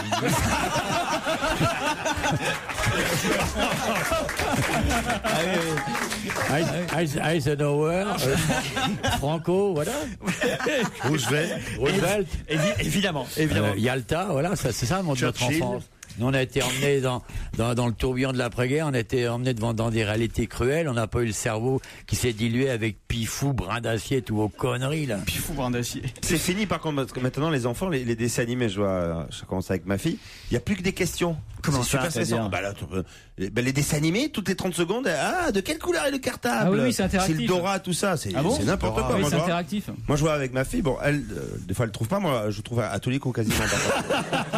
Mais c'est interactif, ça n'arrête pas. C'est stressant, ils vont être Ce traumatisés. qui les doit être enfants. terrible, c'est Jérôme avec ses enfants parce qu'il fait semblant, mais il n'y arrive pas à connaître la réponse. Mais tu fais shipper, arrête de shipper. J'ai la quelque maison chose unique, qui ça. va intéresser et motiver Olivier de Kersauzon, puisque là, évidemment, il doit pouvoir nous parler des piranhas. Vous savez, ces poissons qui dévorent. Il est en Piranha, train de tu peux m'expliquer dire. ce que c'est maintenant. Tu me regardes. Vous savez, ces poissons qui dévorent. Ouais, il n'y en a pas dans les mers, c'est pour ça. C'est poisson d'eau douce. Je sais pas où il y en a des piranhas. C'est poisson Bah, d'eau pas douce. dans la mer. Eau douce. En tout cas, il y a un film qui sort aujourd'hui qui s'appelle Oui. Piranhas Un eau douce. 3D. En plus, Piranha. on peut être fier parce que c'est Alexandre Aja qui est le fils fils d'Arcadie. Ah oui. d'Arcadie, un réalisateur français à qui Hollywood a confié ce film. On peut dire un film catastrophe. Enfin, C'est un film, oui, c'est un film gore, un film d'horreur, un peu comme Les Dents de la Mer, mais avec des plus poisson. Il est très bon, il est très bon. Il avait fait, c'est quoi, la montagne Haute des yeux, tension. non La colline à des La yeux. colline à des La yeux. montagne à des yeux, c'est Pagnol. La montagne à des yeux. J'ai vu tous les films, moi j'ai adoré, il est vraiment doué ce mec. Et alors là, il nous fait Piranhas 3D où paraît-il ça se passe sur une plage où il y a des tas de gonzesses et de Mais mecs. il n'y a pas de piranha dans la mer. Mais non, mais ils se font dévorer. Non, c'est un lac. En fait, c'est un lac dans l'Arizona. Il y a une tremblement de terre et ça ouvre une Ah. faille. C'est des poissons préhistoriques qui ressortent. Voilà. J'ai écrit le scénar, Christine. Voilà. C'est bon. Ils ont tourné ça au cœur de l'Arizona et il a fait un film gore avec plein de sang, d'hémoglobine. La mer devient rouge tellement tous se font bouffer fameuse mer rouge. par les piranhas. Le film a quand même été interdit au moins de 17 ans aux États-Unis. Vous voyez quand même, c'est vous dire que. Et moins de 12 ans en France, que les jeunes sont moins mongols chez nous. et alors, ce qu'il faut, parce qu'il y a des milliers d'étudiants en Bermuda, en bikini. Oui, c'est Spring Break. Voilà, qui sont au lac Victoria, en fait, en Arizona, et qui sont bouffés par les piranhas préhistoriques. On voit des restes humains charcutés. En fait, la fête de tous les jeunes tourne au massacre. Arrête, ne nous raconte pas la fin. Alors, ce qui est drôle, le gars qui a traversé la Manche sans bras, sans jambes, il a joué en piranha en fait. ce qui est drôle, paraît-il, c'est qu'on voit les seins siliconés des gonzesses sur la plage se faire bouffer par les piranhas. Ils ont mis le bruit. Ça doit être quand Ça même leur fait du chewing-gum, ils font des bulles après les piranhas. Non assez amusant. Sauf que Alexandre Aja raconte quand même que les producteurs du film lui ont fait couper quelques scènes avant que le film soit diffusé. Par exemple, une scène où on voyait une majorette qui montrait ses gros seins dans une décapotable. Ça a été coupé. Je vais pas voir le film alors. Ça sent le DVD, ça sent le bonus. Une scène où on voyait un obèse se faire dévorer. Bah ça c'est normal. Ils sont asiatiques, Et les poissons, ils disaient, on n'arrive pas à C'était peut-être trop long. On n'arrive pas à finir. Et alors, évidemment, ma question porte sur la troisième scène. Pourquoi la troisième scène a-t-elle été coupée? Qu'est-ce qu'on y voyait? On voyait aussi quelqu'un se faire dévorer. Mais pourquoi les producteurs n'ont pas voulu qu'on voit cette personne se faire dévorer? C'était un nain. Le sexe. Il était drapé d'un drapeau américain. Il avait un maillot de bain avec Pas le drapeau tout à fait, américain. mais vous avez peut-être lu la réponse, Jérôme, car on est vraiment tout près. Dans les interdits américains, il y a le drapeau. Alors ils ont bouffé le drapeau américain. Non, il avait un maillot de bain avec le drapeau américain. Pas ça, Un mais tatouage. on se rapproche. Un on se tatouage rapproche. avec Il ressemblait à le drapeau George Bush. américain. Non, une non, bouée. non. Qu'est-ce qu'on voit parfois aux États-Unis CIA. Des gros. Des gros. Non, non, mais Il y a déjà l'obèse. Les touristes adorent ça, ils se font prendre en photo avec. Mickey. Non. Avec des lunettes. Des mecs déguisés en statue de la liberté. Voilà. Des mecs déguisés en statue de la Voilà. On liberté. voyait un La piranha s'attaquer quelqu'un déguisé en statue de la liberté. Ça a été coupé C'est un dans le symbole. film. Bonne réponse de Jérémy Michalak. On peut bouffer un pénis, mais on peut pas bouffer la statue de la liberté. J'en sais rien, j'ai pas goûté moi. Enfin, Tu fais ce que tu veux pendant tes week-ends. je parle de la statue de la liberté. Franchement,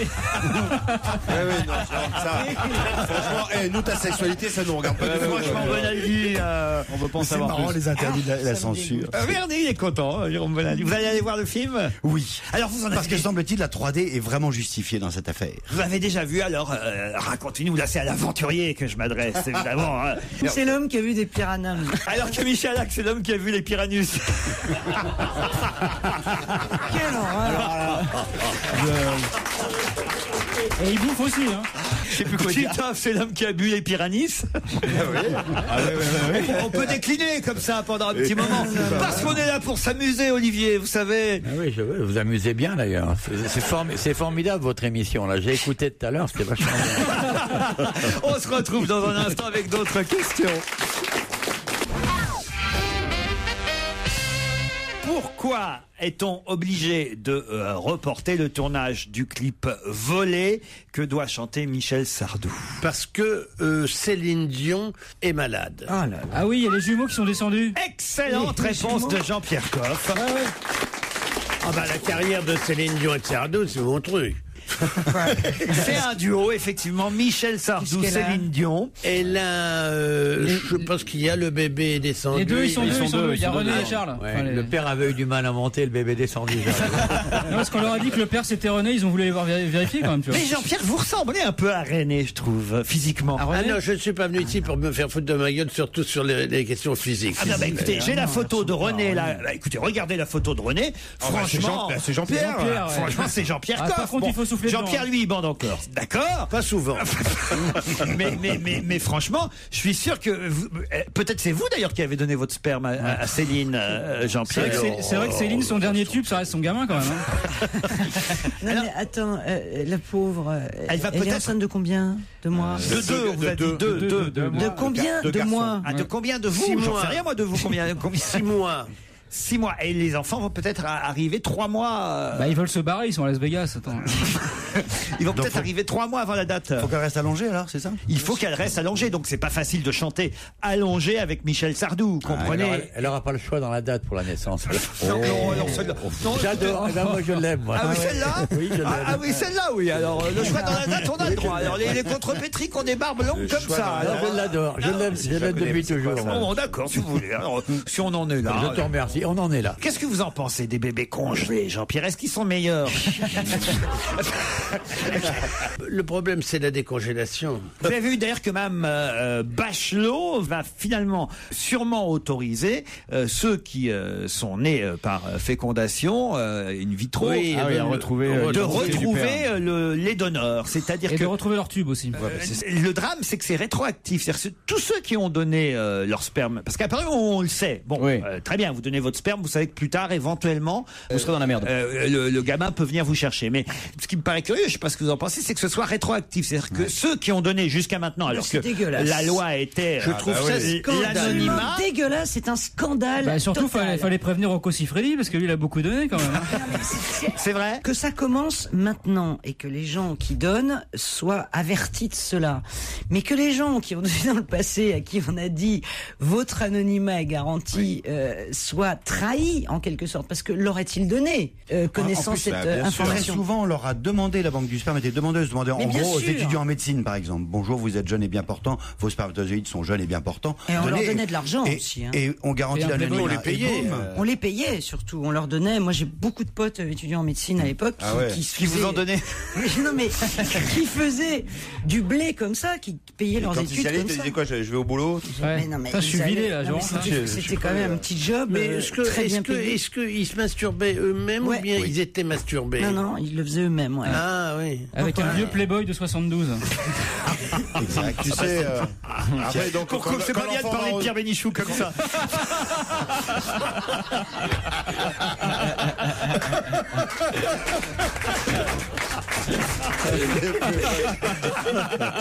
Ah non, c'était un playboy, Pierre, dans les années 70. Il a dû le donner, lui, aussi, hein, Pierre. 60. Non, mais la fin de l'anonymat pour le don de sperme, c'est quand même une... Non, mais je sais pas pourquoi on se met de ça. Non, attendez, voilà comment ça se passe. Le donneur, s'il ne souhaite pas être connu, continuera D'être anonyme. à être anonyme. Ah bah alors. Sauf qu'on viendra quand même lui demander S'il veut rester anonyme. S'il veut rester anonyme ou pas. Et s'il dit je veux rester anonyme, en revanche, On le l'enfant... dénoncera publiquement. Ça On mettra son nom dans la Ça va être presse, sympa, le ouais. gamin il va arriver. Salut papa, tu veux rester anonyme? Ok, bah, je me barre. Non. On ne donnera pas le nom du donneur s'il ne le souhaite pas. Ça, c'est quand même important de tout dire. va bien, alors. Mais en revanche, on donnera sa photo. Non, on donnera quand même au demandeur d'informations, donc l'enfant qui n'est plus un enfant, parce que quand on fait les recherches, généralement, on est déjà devenu au minimum adolescent. On lui donnera quand même une série d'informations sur le lieu de résidence. Ouais, l'étage. Le numéro de sécu. La couleur, C'est la vrai, ça religion. c'est écrit le milieu social et le lieu de résidence du donneur. Mais ce qui m'étonne, c'est que quand on allait donner, enfin ceux qui vont donner, ils ont quand même, on leur a pris leur nom. On a toujours un pote qui. Ah oui, bien sûr, on leur a pris leur nom. Mais pourquoi donc? Pas toujours. Comment tu le sais, toi? Bah, il a fait. Non, Chez Castel, vous donniez même pas le prénom. Il a donné... Olivier, il a donné en pleine mer. Ça se trouve, il a des poissons qui sont à lui. Hein. Les piranhas. Les piranhas. Je donnais dans une journée ce que tu donnes en un mois, alors laisse tomber. L'enfant, en tout cas, pourra à sa majorité demander des informations sur le donneur qui lui seront transmises si le donneur est d'accord. Hein. Soyons bien clairs. Oui, non, mais vous imaginez un couple marié. Oui, il y en a un des deux qui peut pas avoir d'enfant. Oui. Et le couple continue à vivre ensemble et l'enfant sait à un moment donné que son père, c'est un donneur. il va demander le nom, c'est le bordel dans la famille. J'ai rien compris, moi. On peut rembobiner. On dirait un scénario de Plus belle la vie. On peut rembobiner, s'il vous plaît. Moi non plus, Jean-Pierre. J'ai rien compris. Réexpliquez, Jean-Pierre. Vous avez un couple normal. Oui. Hein, Qu'est-ce que vous appelez un couple normal? Un monsieur, une dame mariés légitimement, ils volent des enfants. Ils ne peuvent pas en avoir. Ils volent des enfants. Ils veulent des enfants. Ils veulent des enfants. Des enfants. Ils souhaitent ils des ne enfants. peuvent pas en avoir. Ils ne peuvent pas en avoir. D'accord. Alors, qu'est-ce qu'ils font? Ils vont s'adresser à un donneur. Oui. Bon, mais ils ont un enfant. Oui. Elle a un enfant. Oui. Donc ils sont heureux. Oui. Mais ils avouent à un moment donné à leur gamin que c'est pas son papa ou que Voilà, que ça vient pas des couilles à papa. Et alors, qu'est-ce qu'on fait? ben. Le môme dit, mais je voudrais connaître mon vrai papa. Ah oui. Il saute du 5e étage et voilà. C'est le bordel dans le ménage. Ton vrai papa, il était rome, tu l'as loupé à 24 heures. Quelle horreur! Bah non, c'est tout simple. Alors, voilà, le gamin va à la banque du Je sais sperme. pas où, à la banque du sperme, j'imagine, et dit voilà, est-ce que vous avez le nom du donneur qui a donné à mon papa et à ma maman en telle année son sperme? Il vient faire un retrait, quoi. Voilà. Et si le donneur ne veut pas qu'on donne son nom, on dira juste à l'enfant majeur, donc il faut avoir 18 ans pour faire la demande. On lui dira, écoute, on peut pas donner le nom du papa, mais on peut te donner son quartier, l'immeuble et l'étage. Un téléphone.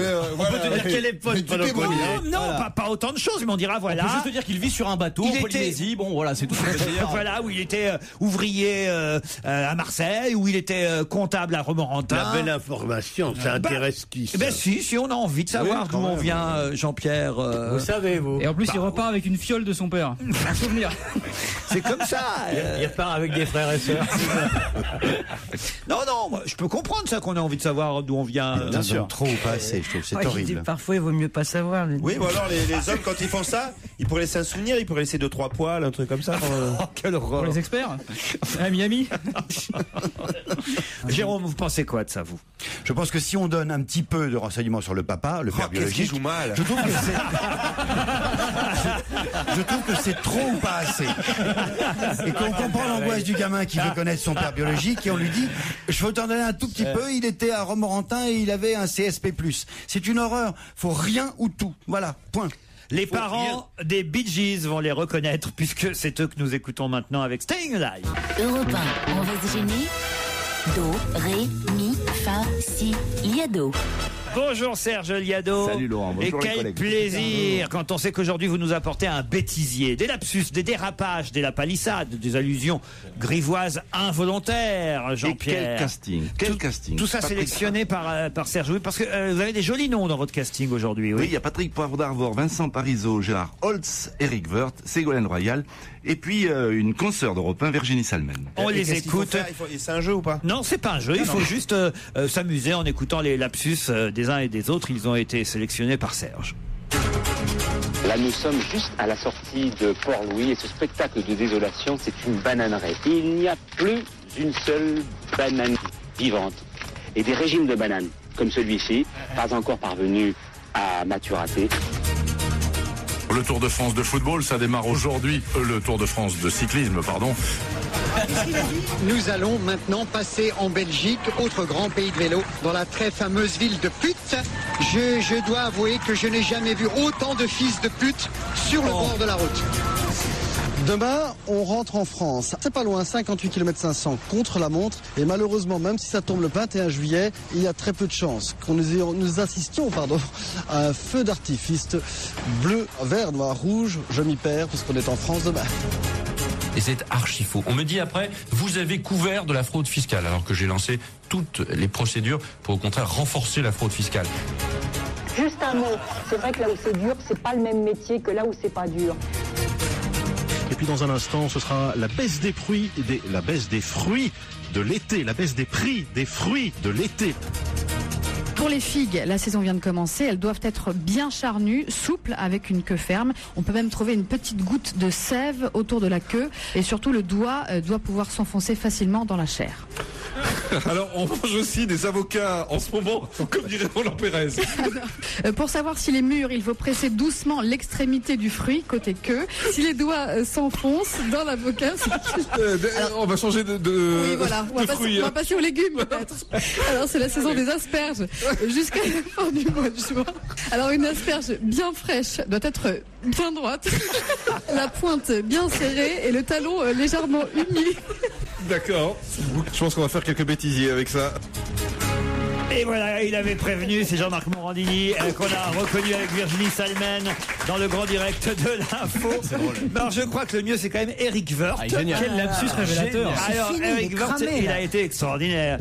Ça c'était sur RTL le 27 juillet dernier. Le ministre Monsieur Woerth a dit « J'ai lancé toutes les procédures pour renforcer la fraude fiscale ».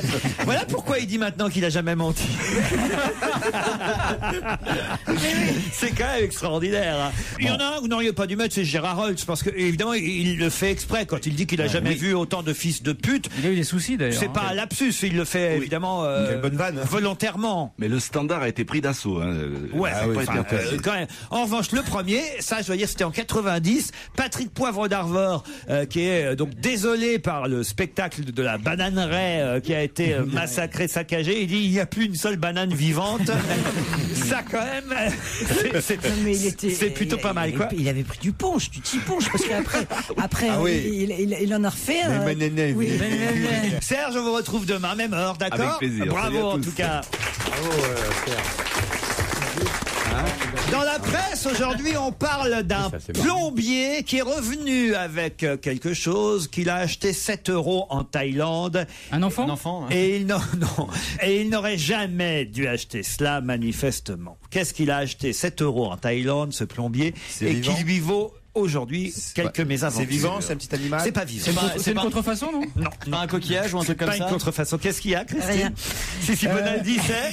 Il sait, Bonaldi. Eh ben, allez-y, Jérôme. Allez-y, Jérôme. Si vous le savez, Jérôme. Comme on a dit qu'il jouait mal, il fait du mime maintenant. C'est ça. Allez, Jérôme. Il a acheté un petit pistolet laser vert. Ah oui. Et il a ouais, aveuglé les pilotes d'avion Qui est avec con, ce Dark Vador? ce laser. Bonne réponse excellente de Jérôme Bonaldi. Et de Titoff, qui connaissait la réponse aussi. Il fallait se souvenir que ce monsieur était plombier, effectivement, et qu'il avait acheté ce laser en Thaïlande. C'est pas très malin, effectivement. Parce que c'est exprès en plus. C'est même complètement con. C'est très con, il le faisait exprès en plus. Il aveuglait les avions juste au moment où ils pas atterrissaient. Pas les avions, les pilotes. Parce que les avions n'ont pas Dieu, Jérôme, hein, je te rappelle. Il aveuglait les avions. Mon avion était aveuglé. Et pensez que les pilotes, ça les aveugle. Tiens, vraiment. tu as pris un rayon laser dans l'œil? C'est des petits trucs tout pourris, ça va. Mais c'est puissant que ça. terrible. De toute façon, les pilotes, ils pilotent plus, c'est automatisé. Eux, ils ont le siège 1A et 1B, quoi. Ils sont là, quoi. Alors, ça a bouffé, quoi. Non, mais tu déconnes, quoi. C'est la phase la plus dangereuse, c'est l'atterrissage. Ah oui, C'est ils en reprennent. cas Ah oui, ils de doivent appuyer merde. sur un bouton. Non, Mais ils non. reprennent les commandes à Mais c'est l'atterrissage. en cas de problème, même si t'as ça se pose automatiquement. S'il se passe n'importe quoi, faut reprendre le manche. L'avocate du plombier en question dit que son client n'a pas fait la différence entre son laser et une simple lampe électrique. Lui, il pensait juste qu'il s'amusait un peu à éclairer. Ça lui rappelle le boulot. C'est Maître Vergès ou quoi? Voilà, poursuivi pour mise en danger de la vie d'autrui. Le plaisantin a quand même écopé. Je trouve que c'est pas terrible finalement ce dont il a écopé, d'une peine de travail d'intérêt général. Voilà. Et 1 € de dommages et intérêts. Et 6 mois de sursis quand même. Et 6 mois de sursis. Et 100 fois, je n'aveugle pas les pilotes d'avion avec mon laser. Et mis la vie de gens de passagers en danger, non? Mais parce que vous croyez qu'il a vraiment fait ça exprès? Bah, disons que le mec, il allait en bout de piste avec son petit laser. Ah oui, alors évidemment. Non, il visait les lapins. Oh, quelques mois de tôle, oui. Non, il n'était pas en bout de piste. Hein. Il a été arrêté à Villeneuve-sur-Roi, ou le Roi. Villeneuve-le-Roi. Sur un parking de supermarché proche de l'aéroport. Mais le jeu, franchement, il faut pour aller sur le parking et essayer de viser les pilotes d'avion, c'est vraiment. Eh ben, croyez pas ça. En 2010, il y a déjà eu 400 incidents de ce type.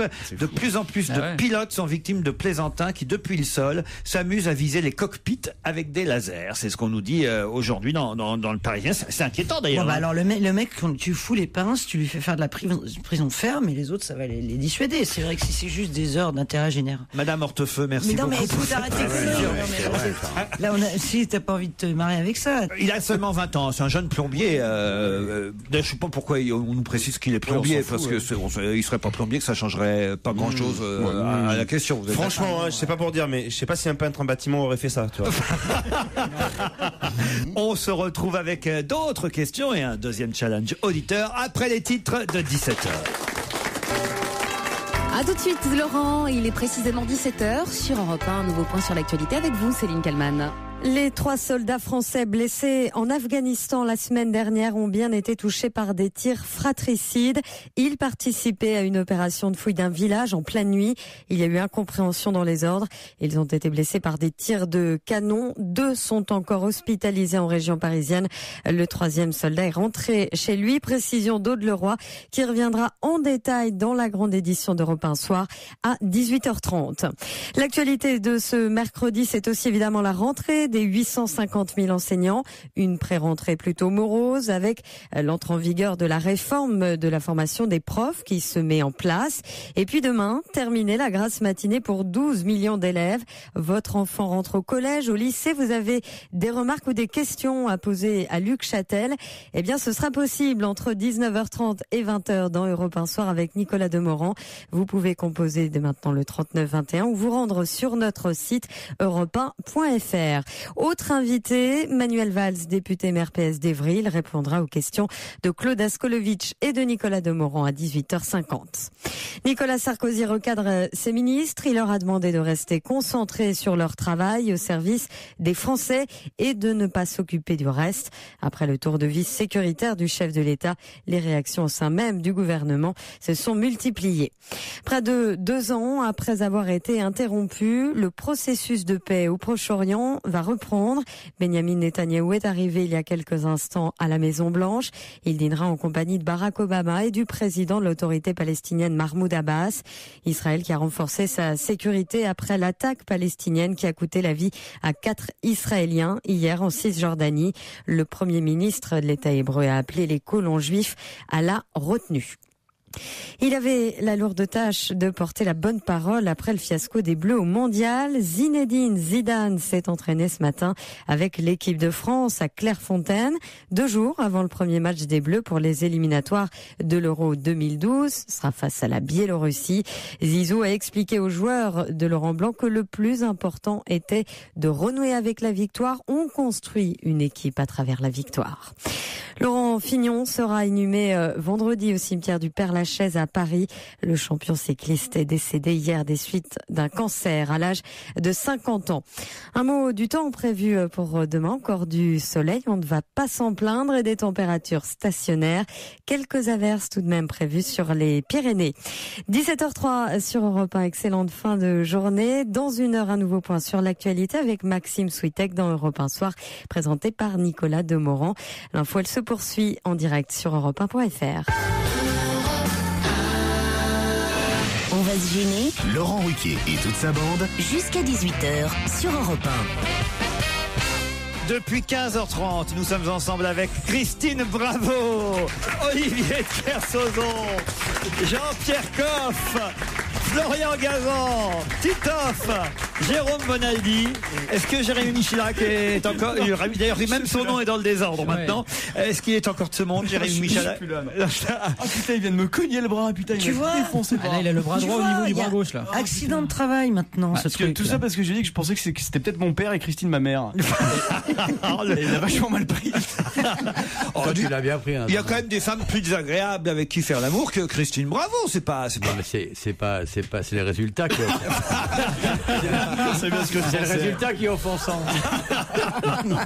Sandrine et Manu, bonjour. Sandrine est à Nevers, Manu à Strasbourg, et c'est eux qui vont s'affronter pour éventuellement partir au Gros du Roi, Port-Camargue, un très bel hôtel de charme, Lousteau Camarguen ou Loustao Camarguen, si on prononce. Vous connaissez? Je connais, c'est un très bel hôtel. Très bel hôtel, avec randonnée à cheval, passe pour le Sea Aquarium avec son requinarium. Un requinarium géant. Vous l'avez vu? J'y suis allé, aller. 29 espèces de requins. Ah oui, on peut plonger dedans, se faire bouffer, c'est génial. Vous irez vous baigner, chère Sandrine ou chère Manu, en fonction évidemment de votre bonne réponse, vous irez vous baigner sur une des plus belles plages d'Europe. La plage, vous connaissez tout. Plage naturiste, bah oui. Plage naturiste avec les dunes, tout ça. C'est vrai, c'est une plage. Surtout, il faut visiter, il faut aller voir ce qui se passe derrière les dunes. Il faut s'ouvrir, ouais. C'est super beau à voir, quoi. Hein. C'est la fête du Gros du Roi du 11 au 19 septembre. Si vous êtes libre, vous irez à ce moment-là. Mais vous avez aussi, évidemment, comme dirait Olivier de Kersauzon, le choix dans la date, Sandrine et Manu. Bonjour Sandrine. Bonjour à tous. Qu'est-ce que vous faites du côté de Nevers?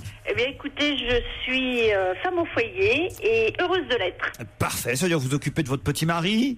De mon petit mari, de mon fils et de mon amant. toute la famille, et tout va bien. Et votre amant aussi. Voilà. 300 jours de soleil par an, 5000 hectares protégés de pinèdes et d'étangs. Vous nous offrez 300 jours. Ah non, on vous offre 2 nuits en demi-pension, c'est déjà pas mal quand même. Oui, c'est déjà pas mal. Et puis il y a des lâchers de taureaux en plus, dans les rues, des abrivados ou des bandidos, vous connaissez ça? Oui. Pas du tout. L'abrivado, c'est quand ils arrivent dans la ville, et la bandite, c'est quand ils repartent au pré. Mais comment ça se fait que vous connaissez tout ça? Parce que j'ai une maison là-bas, Laurent, voilà. C'est pas vrai. Vous allez nous inviter? Bien sûr, avec grand plaisir. On aime bien aller chez les uns chez les autres. Il faudra vous serrer par contre, c'est pas grand. Surtout chez toi.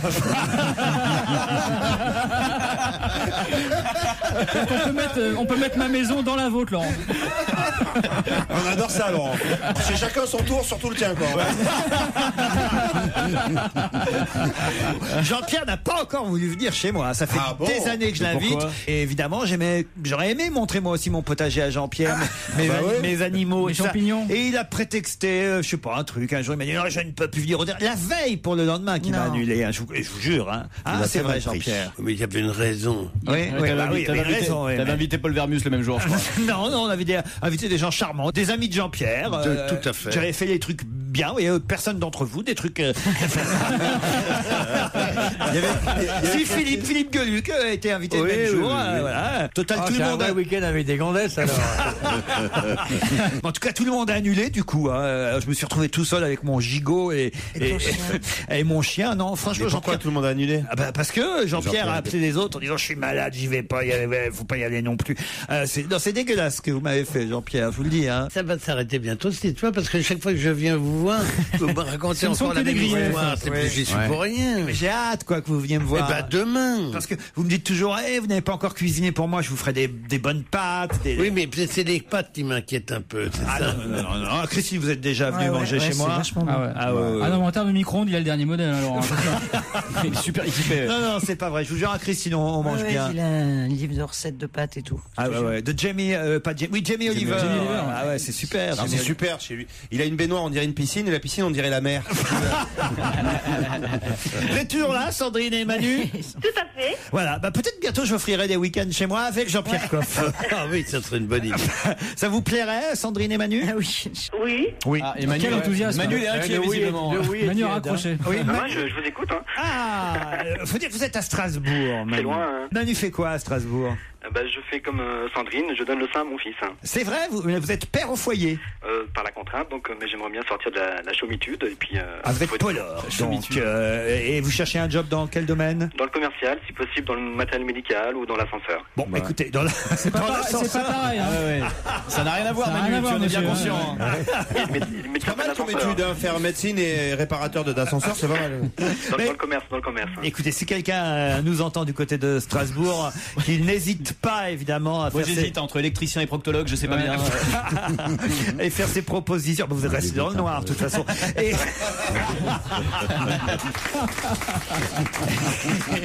Et vous de toute façon vous avez des ampoules au cul dans les deux cas. Alors ça fallait pas le chercher. Mais c'était une double. Quel autre métier tu veux faire? Vas-y. Non, chômeur, c'est bien.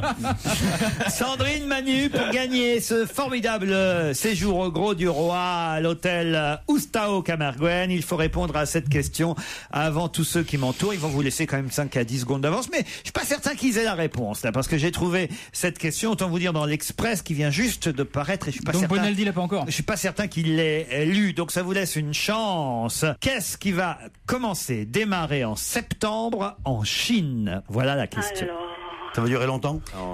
Ça peut durer quelques semaines. Ça démarre en Chine et ensuite ça se propage ailleurs, ça continue quelque part. Alors, effectivement, on n'est pas certain que tout va se passer en Chine. Mais en tout cas, ça démarre en Chine. Et c'est sportif? Un tour du monde? Ce n'est pas un tour du monde et ça n'est pas sportif. Non, c'est écologique. Ce n'est pas écologique. Climatique? Climatique non plus. Culturel. Le mot est un peu fort, mais on peut faire rentrer ça. Mais c'est l'année quand on fait, mettons, l'année du rat, l'année du quelque chose. L'année du quelque chose en Chine, c'est toujours l'année du quelque chose. Mais est-ce qu'on fait comme enfant, pardon, l'année du Japon, Non, c'est pas un ça. rapport avec Van Gogh? Avec Van Gogh, pourquoi? Qu'il n'y a pas eu un tableau de Van Gogh qui a été volé. C'est en Égypte, ce qui est assez loin de la Chine. On sent que tu as bien suivi la presse. Tu es déjà allé au Caire, en diagonale, quoi. Surtout si t'as été un stit, c'est inquiétant. C'est une émission de télé. C'est vrai que les pyramides de Pékin, c'est quand même quelque chose qui est. Depuis que j'ai vu Pékin Express en Colombie, de toute façon, je m'attends à tout. Eh ben, Paye, il en avait bien fait une. Est-ce que c'est une émission de télé? Bonne question. Non, ce n'est pas une émission de télé, mais on commence à se rapprocher. Allez-y, Jérôme. Un tournage de film? Il ne connaît pas la réponse, mais il sait que c'est un tournage de film. Alors Lequel, Jérôme? Je sais pas. Adèle Blanc-Sec? Pardon? Adèle Blanc-Sec? Adèle Blanc-Sec, non. Indiana Jones? Indiana Jones, non. Indiana Jones. Indiana Jones, j'avais pas compris, pardon. Les tribulations d'un Chinois en Chine? Non, bah écoutez, ce c'est un vieux film avec Belmondo et Maria Paco, Médarico. Un James Bond? Pardon? Un James Bond? Un James Bond, non. Un film C'est un français? film américain? Un film français. Ch'ti? Qu'est-ce que vous avez dit? Bienvenue chez les Ch'tis? Non, bienvenue chez les Ch'tis en Chine. Chez les Chinois. Bienvenue chez les Chinois. Les Ch'tines? Astérix en Chine non plus. Mais en tout cas, vous rapprochez parce que c'est le tournage d'un film très attendu. De Tintin? Non. Ah, je crois que je sais. Allez-y. La vérité si je m'en 3. Bonne réponse de Florian Gazan. Qu'est-ce qu'il est pas sympa celui-là? alors, il gagne D'avoir pas trouvé aujourd'hui, notre lui. place?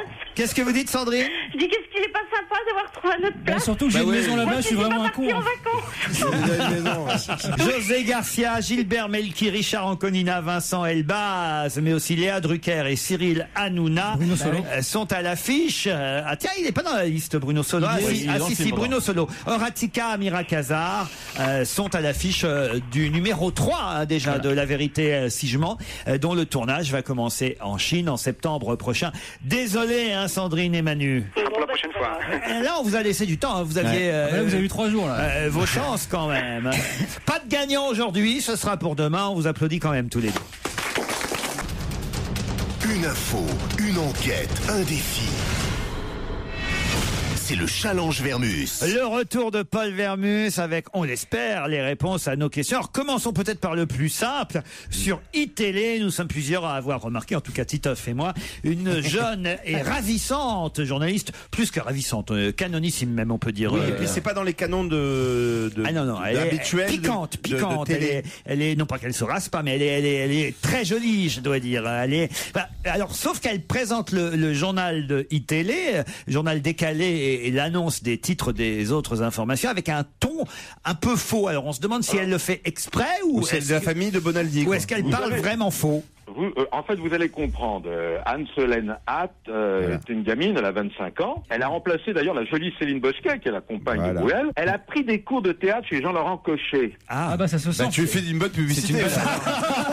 Mais non, vous allez comprendre. Avant de plaisanter bêtement, écoutez-moi 2 secondes. C'est pas n'importe qui, cette jeune fille. Ah bon? Elle a fait une apparition dans Ocean 12, qui est quand même un grand film. Moi, je l'ai vu au théâtre, dans le théâtre du 11e, dans le dialogue avec l'ange. C'est une jeune fille eurasienne, un peu métissée, qui joue plutôt les ingénus. Alors, qu'est-ce qui s'est passé?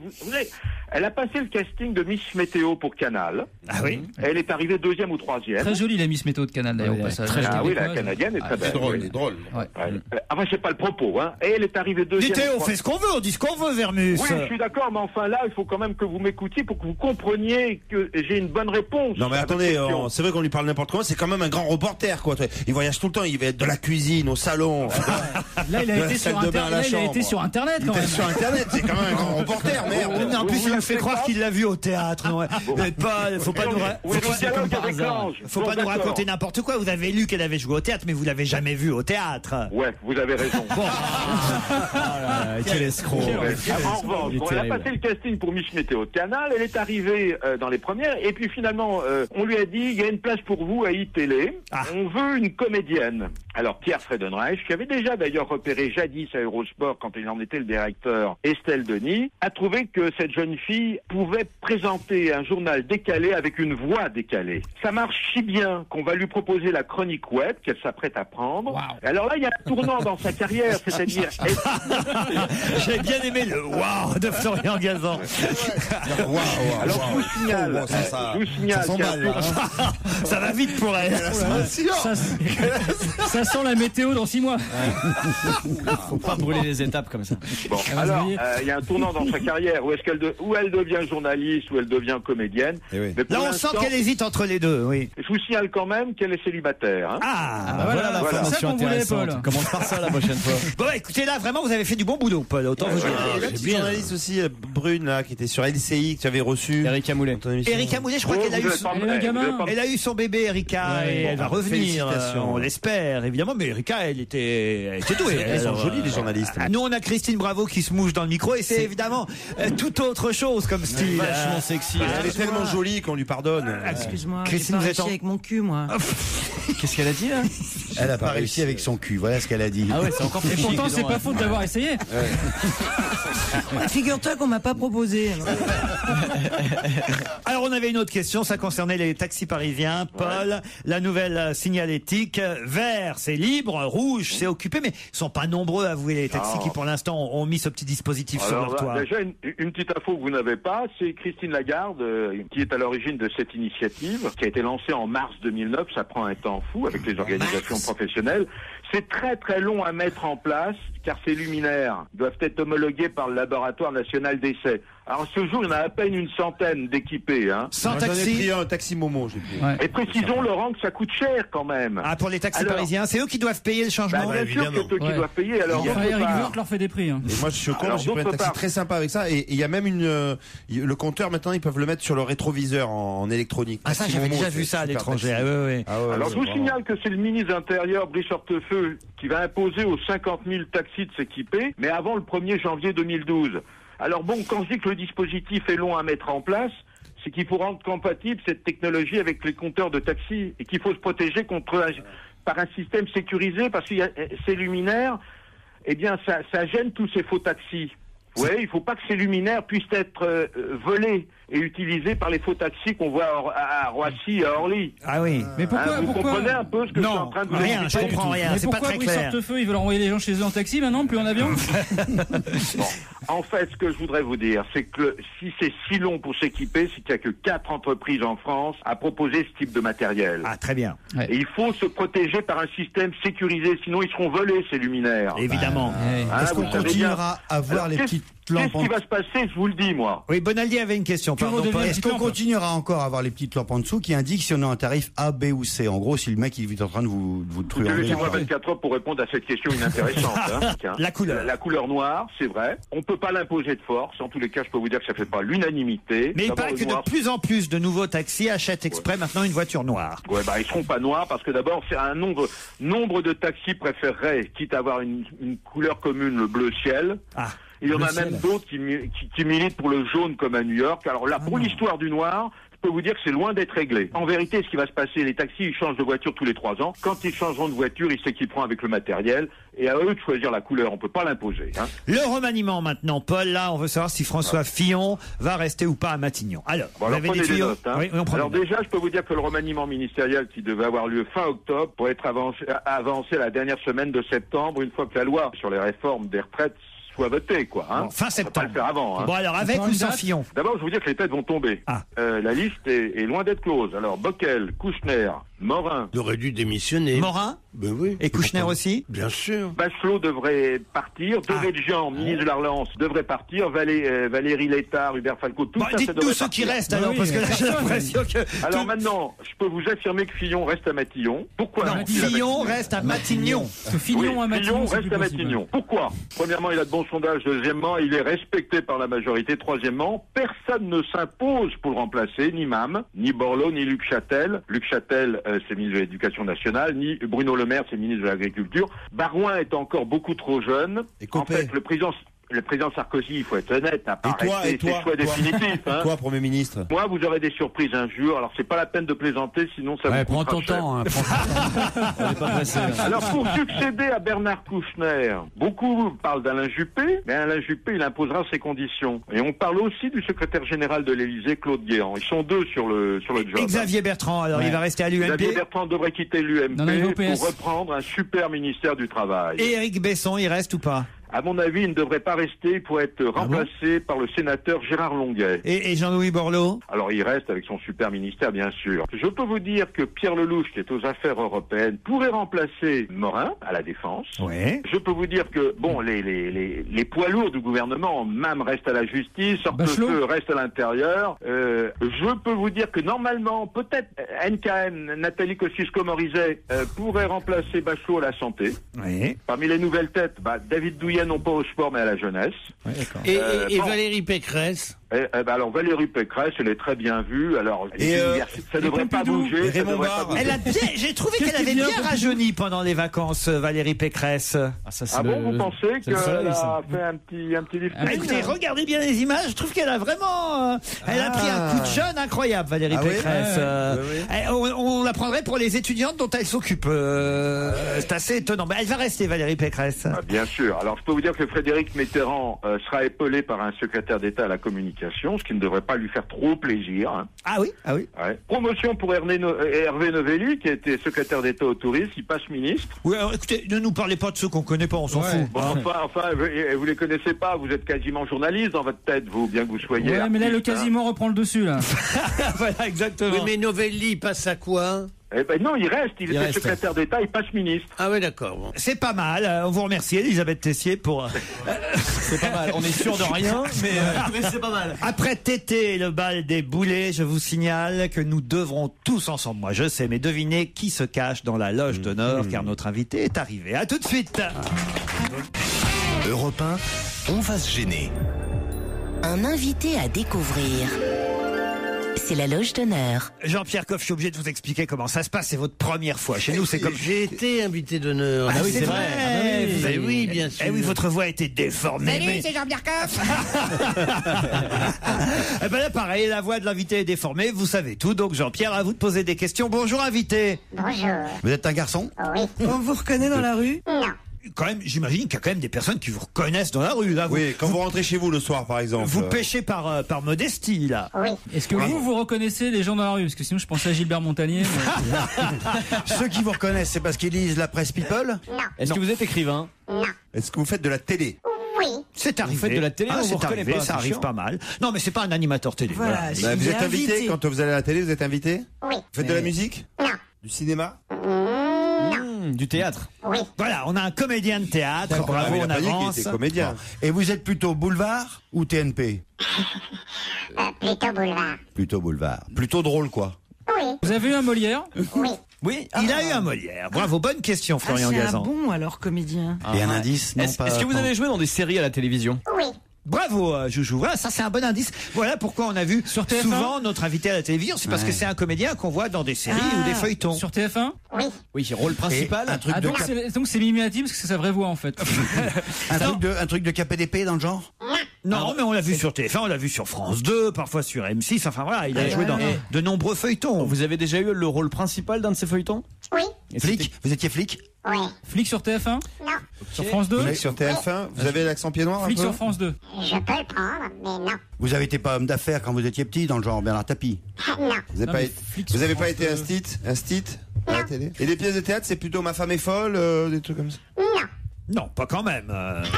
Quand notre invité joue du boulevard, c'est du bon boulevard. Quand même pas du Ruquier. Non, j'ai dit du bon boulevard. Je me le sers moi-même. Vous avez vu la modestie, ce que c'est? Ouais. Moi je cherche Flic sur France 2. Ouais, Flic sur France 2. Cherchez peut-être pas trop Ouais. là-dessus. Bon. Allez peut-être plus au théâtre quand même pour découvrir moi, qui j'ai est notre Flic invité. sur France 2. Ouais, on est nous, plus c'est nos là- références, excuse-nous. On va moins au théâtre. Et peut-être écouter cet indice.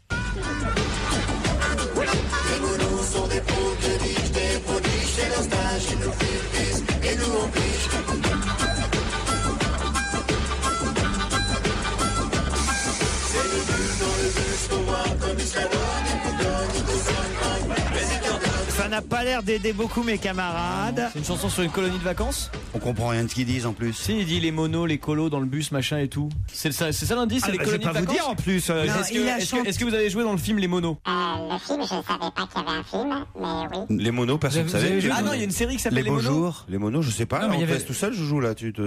Non, mais il y a Et un là, truc qui c'est un existe, ça s'appelle spectacle comme que ça. vous avez joué au théâtre. Non, pas au théâtre. Ça a un rapport avec la colonie de vacances, comme le dit Michalak, ou pas? Oui. Donc, Mais il y a bien- est-ce que l'indice vous dit quelque chose? Parce qu'en général, le premier indice, même les invités ne trouvent pas le rapport. En fait. Oui, je vois le rapport. Pour aider Jean-Pierre Coff, vous êtes déjà allé chez Leader Price?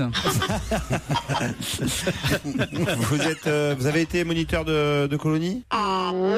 Mais vous avez joué un moniteur de colonie. Oui. Est-ce que vous avez joué dans cinéma. le film Nos jours heureux? Non. C'était pour la télévision, on est bien d'accord. Oui. Mais au théâtre, vous allez créer une pièce, là? Pas de question sur l'actualité de l'invité. Ah, Jean-Pierre pardon, Coff. excusez-moi. C'est une des règles, Jean-Pierre. Je ne la connaissais pas. Eh non, mais c'est normal, vous arrivez, vous débarquez. Est-ce que vous faites aussi de la mise en scène de théâtre? Oui. Si vous m'embêtez, je dis qui c'est. Putain, lui aussi, c'est pas possible.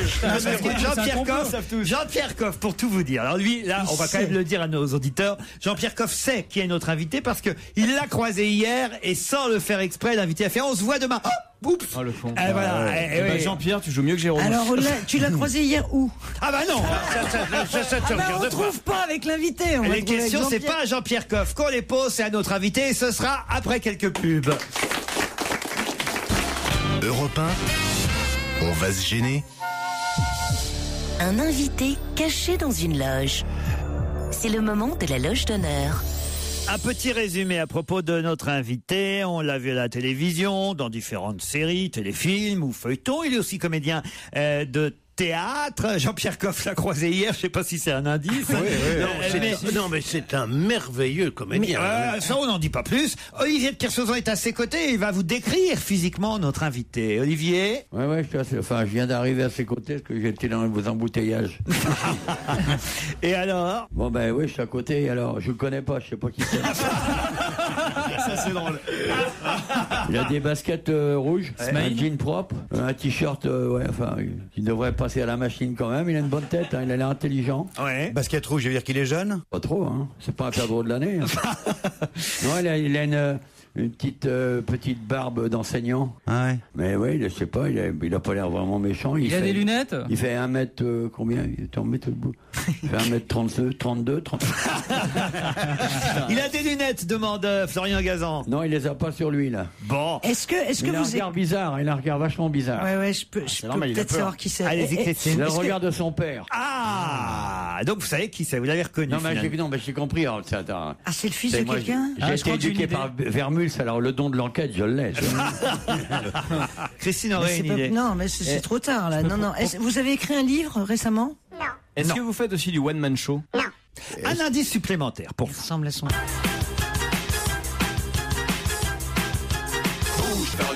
Alors là, cet indice semble aider Titoff et Florian Gazan. Ah oui? Ah oui, il a fait de l'improvisation. Ouais, je sais qui c'est. Vous allez deviner qui c'est. Moi j'ai deviné et en plus j'ai carrément. Alors il y a le côté Titoff, Koff j'ai et une Gazoff. On a trouvé, nous. Qui J'ai une ça? admiration pour, Koff, Titoff, Gazoff ont deviné pour de son qui il père. s'agissait. Dans l'improvisation, c'était spécial. La ligue d'improvisation? Oui. Mais Christine Bravo pour l'instant sèche totalement. Mais son père a créé le sketch ultime, mon sketch préféré. Les pattes. Alors allez-y, 1, 2, 3, notre invité c'est Éric Métayer. Éric Métayer qui va nous rejoindre. Il rentre dans le studio. C'est amusant, hein, comme ça, d'entendre les conneries que disent mes camarades. C'est pas simple à répondre, parce qu'on a envie de répondre à oui, non. C'est oui, mais pas vraiment que mais oui, c'est voilà. Et bravo pour votre gaffe avec Jean-Pierre Coff hier. Ah oui, j'étais très fort. Ouais. Mais j'ai freiné après. C'était le plaisir de le voir. J'ai fait. Ah oui, mais le temps de freinage, c'était raté. L'airbag c'était déjà ouvert. C'était déjà ouvert. C'est foutu. T'as vu que j'ai rien dit. Bah oui, très fort. Éric Métayer était dans notre loge d'honneur. Il reprend cette pièce qui a cartonné toute la saison dernière, Les 39 marches, tirée du film d'Hitchcock, mais alors, on va dire librement inspiré du film. Oh oui, c'est-à-dire que le principe, il était de prendre. On aurait pu prendre un autre film. Hein, on est parti sur ça parce que bon, ça nous a fait rire. Mais on aurait pu prendre n'importe quel film. Ce qu'on voulait, c'était un film compliqué où les gens se disent mais comment ils vont pouvoir faire tout ça sur scène en étant que 4. C'est ça le principe de la comédie. C'était vraiment de se dire il y en a trop dans ce film pour pouvoir le faire sur la scène. Oui. Vous jouez 70 personnages à vous tout seul. Ouais, en tout, il y a peu près 150 personnages. Et vos camarades font de même. Ils jouent Voilà, plusieurs exactement. personnages eux aussi. Et c'est la folie sur scène. C'est le burlesque. C'est... Ah oui, ça part dans tous les sens. Et puis on utilise surtout tous les modes d'expression théâtrale. C'est-à-dire. C'est très drôle. Hein. Le jeu. Vous avez vu, vous hein? Mais comment vous faites par exemple pour les extérieurs? Il a une bonne gueule, ça doit être drôle. Éric Métayer est un excellent comédien. Ça doit être drôle. Un de nos meilleurs comédiens sur les planches parisiennes et de province, parce qu'il part en tournée aussi. On part en tournée au mois de janvier. Oui, avec les pièces. Là, Par contre, ce sera les 17 marches parce qu'ils n'ont pas les moyens de transporter tout. Hein. Ça va être plus court. Oui. Ça va être où à Paris? Ça va se jouer où? À Paris, toujours au Théâtre La Bruyère. c'est son théâtre fétiche, il faut le dire. Et alors, est-ce que justement le Molière que vous avez obtenu, c'était pour les 39 marches? Celui-là, oui, c'était pour les 39 marches. Donc, c'est-à-dire que la pièce que vous jouez actuellement vous a rapporté un Molière. Bon, on avait 5 nominations et donc on était déjà content. Et en plus, on a eu le Molière, 2 Molières d'ailleurs. Mais donc, alors là, voilà, c'est un gage de qualité supplémentaire. Vous pouvez aller applaudir Éric Métayer dans les 39 marches. Ça reprend à partir du 14 septembre au Théâtre La Bruyère. On en reparle dans un instant. Éric Métayer, comédien moliérisé pour les 39 marches qu'il reprend à partir du 14 septembre, auteur et comédien des Monos. C'était ça la série sur France 2. Oui, c'était ça. Vous aviez écrite cette série Non, j'en ai écrit. Parce qu'en fin de compte, on a repris les rôles de Rialet et Roth qui avaient inspiré la série. On l'a repris derrière. Mais voilà, donc c'était un vrai plaisir parce que j'adore bouger, on a eu de la chance de pouvoir faire tous les sports possibles et inimaginables. C'est vrai que les séries où on fait les policiers enfermés dans les bureaux, j'en avais un peu, c'est pas vraiment mon truc, tandis que partir faire de la grimpette sur un voilier ou des choses comme ça me plaît plus. Alors, un souvenir peut-être un peu moins bon, j'en sais rien, encore que c'est peut-être quand même resté un bon souvenir. Rabbi Évidemment, Jacob. c'est Rabbi Jacob. Finalement, au final, c'est un bon ou un mauvais souvenir? Un très bon souvenir. Ouais. Un très bon souvenir. On a beaucoup souffert, je parle du spectacle lui-même parce que voilà, il manquait de préparation, je pense. Mais c'était pas facile parce que forcément, vous comparez à De Funès. Oui, mais ça c'est marrant, j'y ai jamais pensé pendant tout le spectacle parce que je crois que j'étais tellement content de me retrouver avec 80 personnes sur le plateau, qu'on me demande de danser, de chanter et de jouer la comédie, que sincèrement, j'ai pas vu l'abîme possible. Je l'ai pas vu. Bon. Et donc j'ai rencontré des gens fabuleux et je me suis amusé comme un fou. Le troisième indice que j'avais préparé, mais alors là, ça aurait été vraiment très très facile si vous n'aviez pas trouvé avant. Là, c'était fait de toute façon. J'en ai marre du petit train du bonheur. J'ose pas dire à papa que Disneyland, j'en ai jusque-là. Non, mais vous imaginez 32 fois par jour. Blanche-Neige, Blanche-Neige, arrête de pisser dans la rivière de Sérénité. Voilà, une petite pensée pour Alex Métayer, qui effectivement est votre papa et qu'on a tous adoré. Alex Métayer. Moi, le pâte à la boudoni, c'est carrément. Régulièrement, je me le remets un petit peu, tout ça. Et puis je l'ai vu, j'avais vu plusieurs fois sur. Ça vous tenterait un jour, on vous a demandé si vous vouliez faire du one man show, enfin si vous en aviez fait, vous avez répondu non, mais de reprendre des sketchs un jour de votre papa, vous y avez pensé? Non. Avant qu'il disparaisse, il avait écrit un spectacle qui s'appelle toujours d'ailleurs Le Clone. Il l'a pas écrit, il l'a pas joué. Et c'est l'histoire, en fin de compte, d'un gars qui a été, qui est né de la manipulation génétique avec des cellules souches d'un gars qui est né en 2020 et qui est donc Alex Métayer. Et donc lui raconte l'histoire en se disant, on est en 2080, en disant bah voilà, j'ai fait des recherches et je sais que je suis donc le clone d'un gars qui est né, qui était comique. Donc je vais essayer de refaire des sketchs de ce mec pour voir si ça passe encore. Quoi. Ouais. Donc il faisait ça. Et il m'a dit, écoute, si tu veux, j'aimerais le jouer. Là je lui ai dit pourquoi pas, mais sincèrement c'est pour payer le psy après, parce que jouer le clone d'Alex Métayer. Alors je voudrais vous dire, Éric Métayer, que vous allez avoir la chance de repartir avec des objets qui vont vous être offerts par Jérôme Bonaldi. C'est une nouvelle tradition dans cette émission. Quand Jérôme est là, quand Jérôme est là, on va faire profiter désormais notre invité d'honneur de ces beaux objets, peut-être même de dégustation gratuite si vous le souhaitez, Éric. Alors qu'est-ce que vous nous avez apporté, Jérôme? J'espère que vous avez un généraliste. C'est que je vous amène à manger et je vous ai pas amené à manger, à boire. Quoique ça va vous nourrir. Voici une série de petites bouteilles de 150 Je sens qu'on est tous habitués au truc, les autres personne n'en prend. Alors ça c'est nouveau, ça va sortir. Vous le verrez seulement dans 15 jours. Voilà, ça va sortir. Si jamais ça nous fait rien, ça va sortir. Il y en a 6. Ça va sortir de toute façon au bout d'un moment, mais très rapidement même. C'est de chez Nestlé. Oui, ça s'appelle Nesfluide. Première fois qu'on utilise le mot fluide. Mais c'est quoi? C'est du lait? C'est de l'hydranutrition. C'est-à-dire que c'est pas du Powerade, de la boisson de l'effort, c'est pas du lait Cacolac. C'est plein de sucre. C'est fait à base de petit lait. Ça s'appelle aussi le lactosérum. Moi, j'ai Faut le mien. mélanger ou pas là Dans le petit lait, c'est vachement bien parce qu'il n'y a pas de sucre, mais il y a plein d'éléments vachement bons dedans et des protéines et tout. Et c'est mélangé avec. Je peux boire, il n'y a pas de sucre, ça fait pas grossir. Ah, ça fait pas grossir. Et Mais en c'est revanche- citron vitamine C le mien. Oui, parce qu'il y en a 6 différents. Alors, il y en a sûrement que vous n'allez pas aimer, d'autres que vous allez aimer moins et d'autres que vous allez aimer, c'est sûr. Vous C'est avez lequel, monstrueux. vous, Éric Métayer? Alors moi j'ai thé vert, café vert. Je sais même pas qu'il y avait du café vert, ça j'ai. Oui. Et ananas. Voilà. Et- Vert, l'ananas vert ou. Non, putain. c'est. Ah non, mais grenadine et zinc. Attends, mais moi quelle j'ai idée. vitamine D, calcium, phosphore. C'est Et marron. chaque fois, c'est pour 6 populations différentes. Ah, le mien il est pas mauvais. Hein. Il y en a qui sont bons pour le corps, ça vitalise. Il y en a qui sont bons pour plutôt les seniors, c'est pour le body. Il y en a qui font pour le body. Bah, ils ont donné des noms Il y anglais. en a qui empêchent de vomir aussi.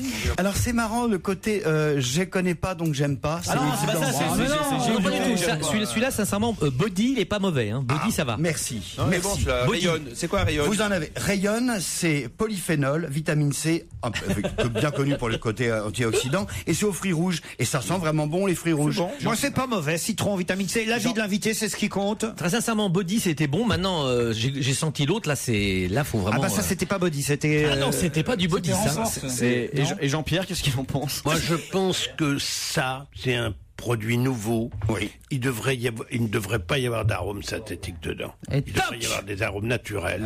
Tu fais moi le malin là, hein, depuis pas. qu'à. Il y en a quasiment Jean-Pierre, tu fais moi le malin. Quasiment Hein. pas. Si, Ils sont sur Bien la joué, liste quand Jean-Pierre. même. Heureusement que t'es là, Jean-Pierre. Non, mais je Tu nous prends pour des pense cons que là, depuis maintenant, des attends, mois non. là. Vraiment, si tu veux qu'on est arrivé.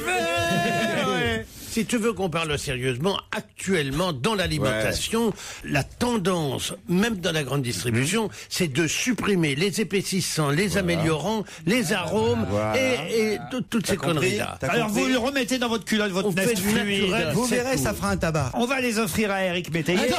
Et vous aurez d'autres cadeaux après la pub. Éric Métayer, notre invité d'honneur. Il triomphera à nouveau sur scène à partir du 14 septembre dans les 39 marches, comme il a triomphé l'année dernière, au point qu'il en ait obtenu un Molière pour cette pièce tirée du film d'Hitchcock, mais tirée, on va dire, de façon burlesque, improvisée, et enfin improvisée. On a l'impression que ça pourrait être improvisé, mais ça ne l'est pas. C'est comme évidemment. Jérôme, quoi. C'est Un peu comme Jérôme Bonaldi. Quoi d'autre, Bonaldi, alors? Laurent, mettez ce gant, enfin ce petit doigtier, c'est comme un dé à C'est une coudre. capote pour nain, ça. Ok, je vais prendre la pause, moi, je pense. Non, c'est comme des gants si vous aviez des gants. Et vous avez déjà essayé d'envoyer des SMS avec des gants. Eh bien, c'est ce qui se passe pour 85% des gens qui ont plus de 50 ans. C'est compliqué quand on a des gros doigts, quand on a une mauvaise vue, d'envoyer des SMS. 50 ans, Attendez, pas gros il y a doigts. plus des 2/3 des plus de 65 ans qui voudraient envoyer des SMS avec leur portable et qui n'y arrivent pas. Heureusement est arrivé. C'est bien connu, tu grossis tes doigts. Doro, un fabricant de téléphones, qui est maintenant le premier mondial pour les personnes âgées. Voilà un téléphone, il ne fait que téléphone. Mais il a un truc vachement bien, c'est que il a une touche spéciale, j'appuie sur SMS, on le voit en gros, c'est marqué dessus, et j'envoie mes SMS plus facilement. Il y a des gros caractères, je peux le lire sans Il y a un chausser mes cadran lunettes. pour tourner, pour faire les numéros, quoi. Non, Mais qu'est-ce que je fais avec mon doigt, moi, alors? c'est pour vous mettre un instant dans la peau de quelqu'un qui a plus de 60 ans. Eh, vraiment bizarre ta boisson, hein. Mais à quoi ça sert le petit gant, en fait? Enfin, le- C'est juste pour t'imaginer dans la c'est un gant position pour d'une doigt, personne oui. âgée. Il voulait lui montrer ce que c'était que d'être vieux. hein, Voilà. c'est ça Oui. Voilà. Ah ben moi je sais. Mais je comprends pas le fait d'avoir je vois ça pas. fait que je sois vieux, je comprends Eh bien, pas. essayez maintenant que vous êtes vieux avec vos doigts d'envoyer un SMS sur votre BlackBerry. Tu vas voir, c'est ça va être impossible. plus dur. Vous n'y arrivez pas. Pour les personnes âgées, quelle que soit la qualité de leurs Tu doigts, prends qui ont ton petit envoyé, doigt. qui ont envie et qui n'arrivent pas à envoyer des SMS, Doro, qui est devenu en quelque temps le numéro 1 mondial du téléphone simple. Un téléphone simple. Bon, autre avec chose. des grosses touches. Autre qui envoient chose. des SMS facilement. Mais surtout, est-ce qu'il y a une sonnerie qui a le volume de marteau-piqueur Oui. pour les vieux? Parce que- Oui, avec un haut-parleur, avec une fonction lampe de poche. Autre chose. Un savon. Ah. Ils sont deux. Ils Pour fabriquent vieux. des savons dans tous les domaines possibles. Ils ont fait 115 savons différents. Avec une Voici ficelle les pour les derniers. vieux pour le ramasser. Le savon à la bière. À la bière. Ouais. À la bière. Vous avez On le est savon. bourré quand on sort de la douche. C'est pour la toilette funéraire.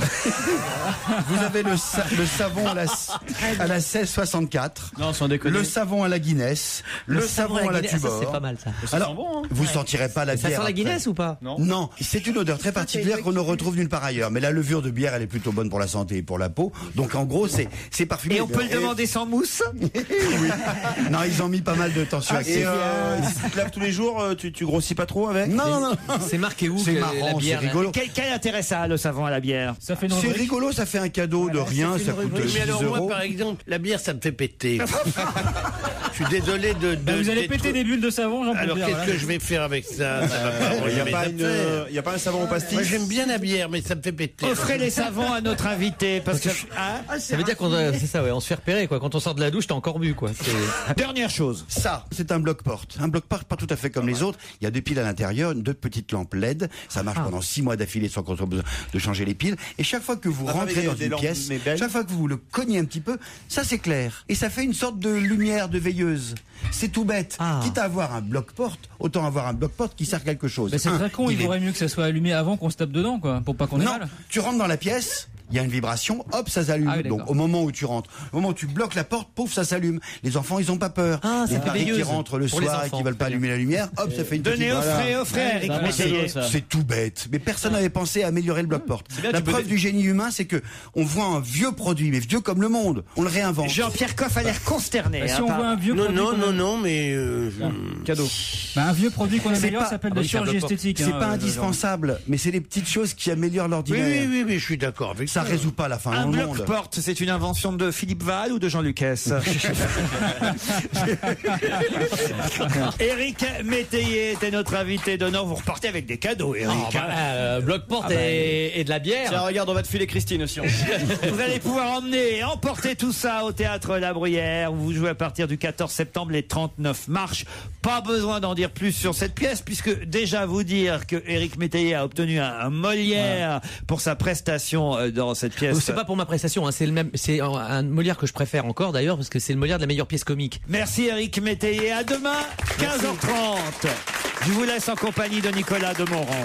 Et le rendez-vous est pris à demain, Laurent Ruquier.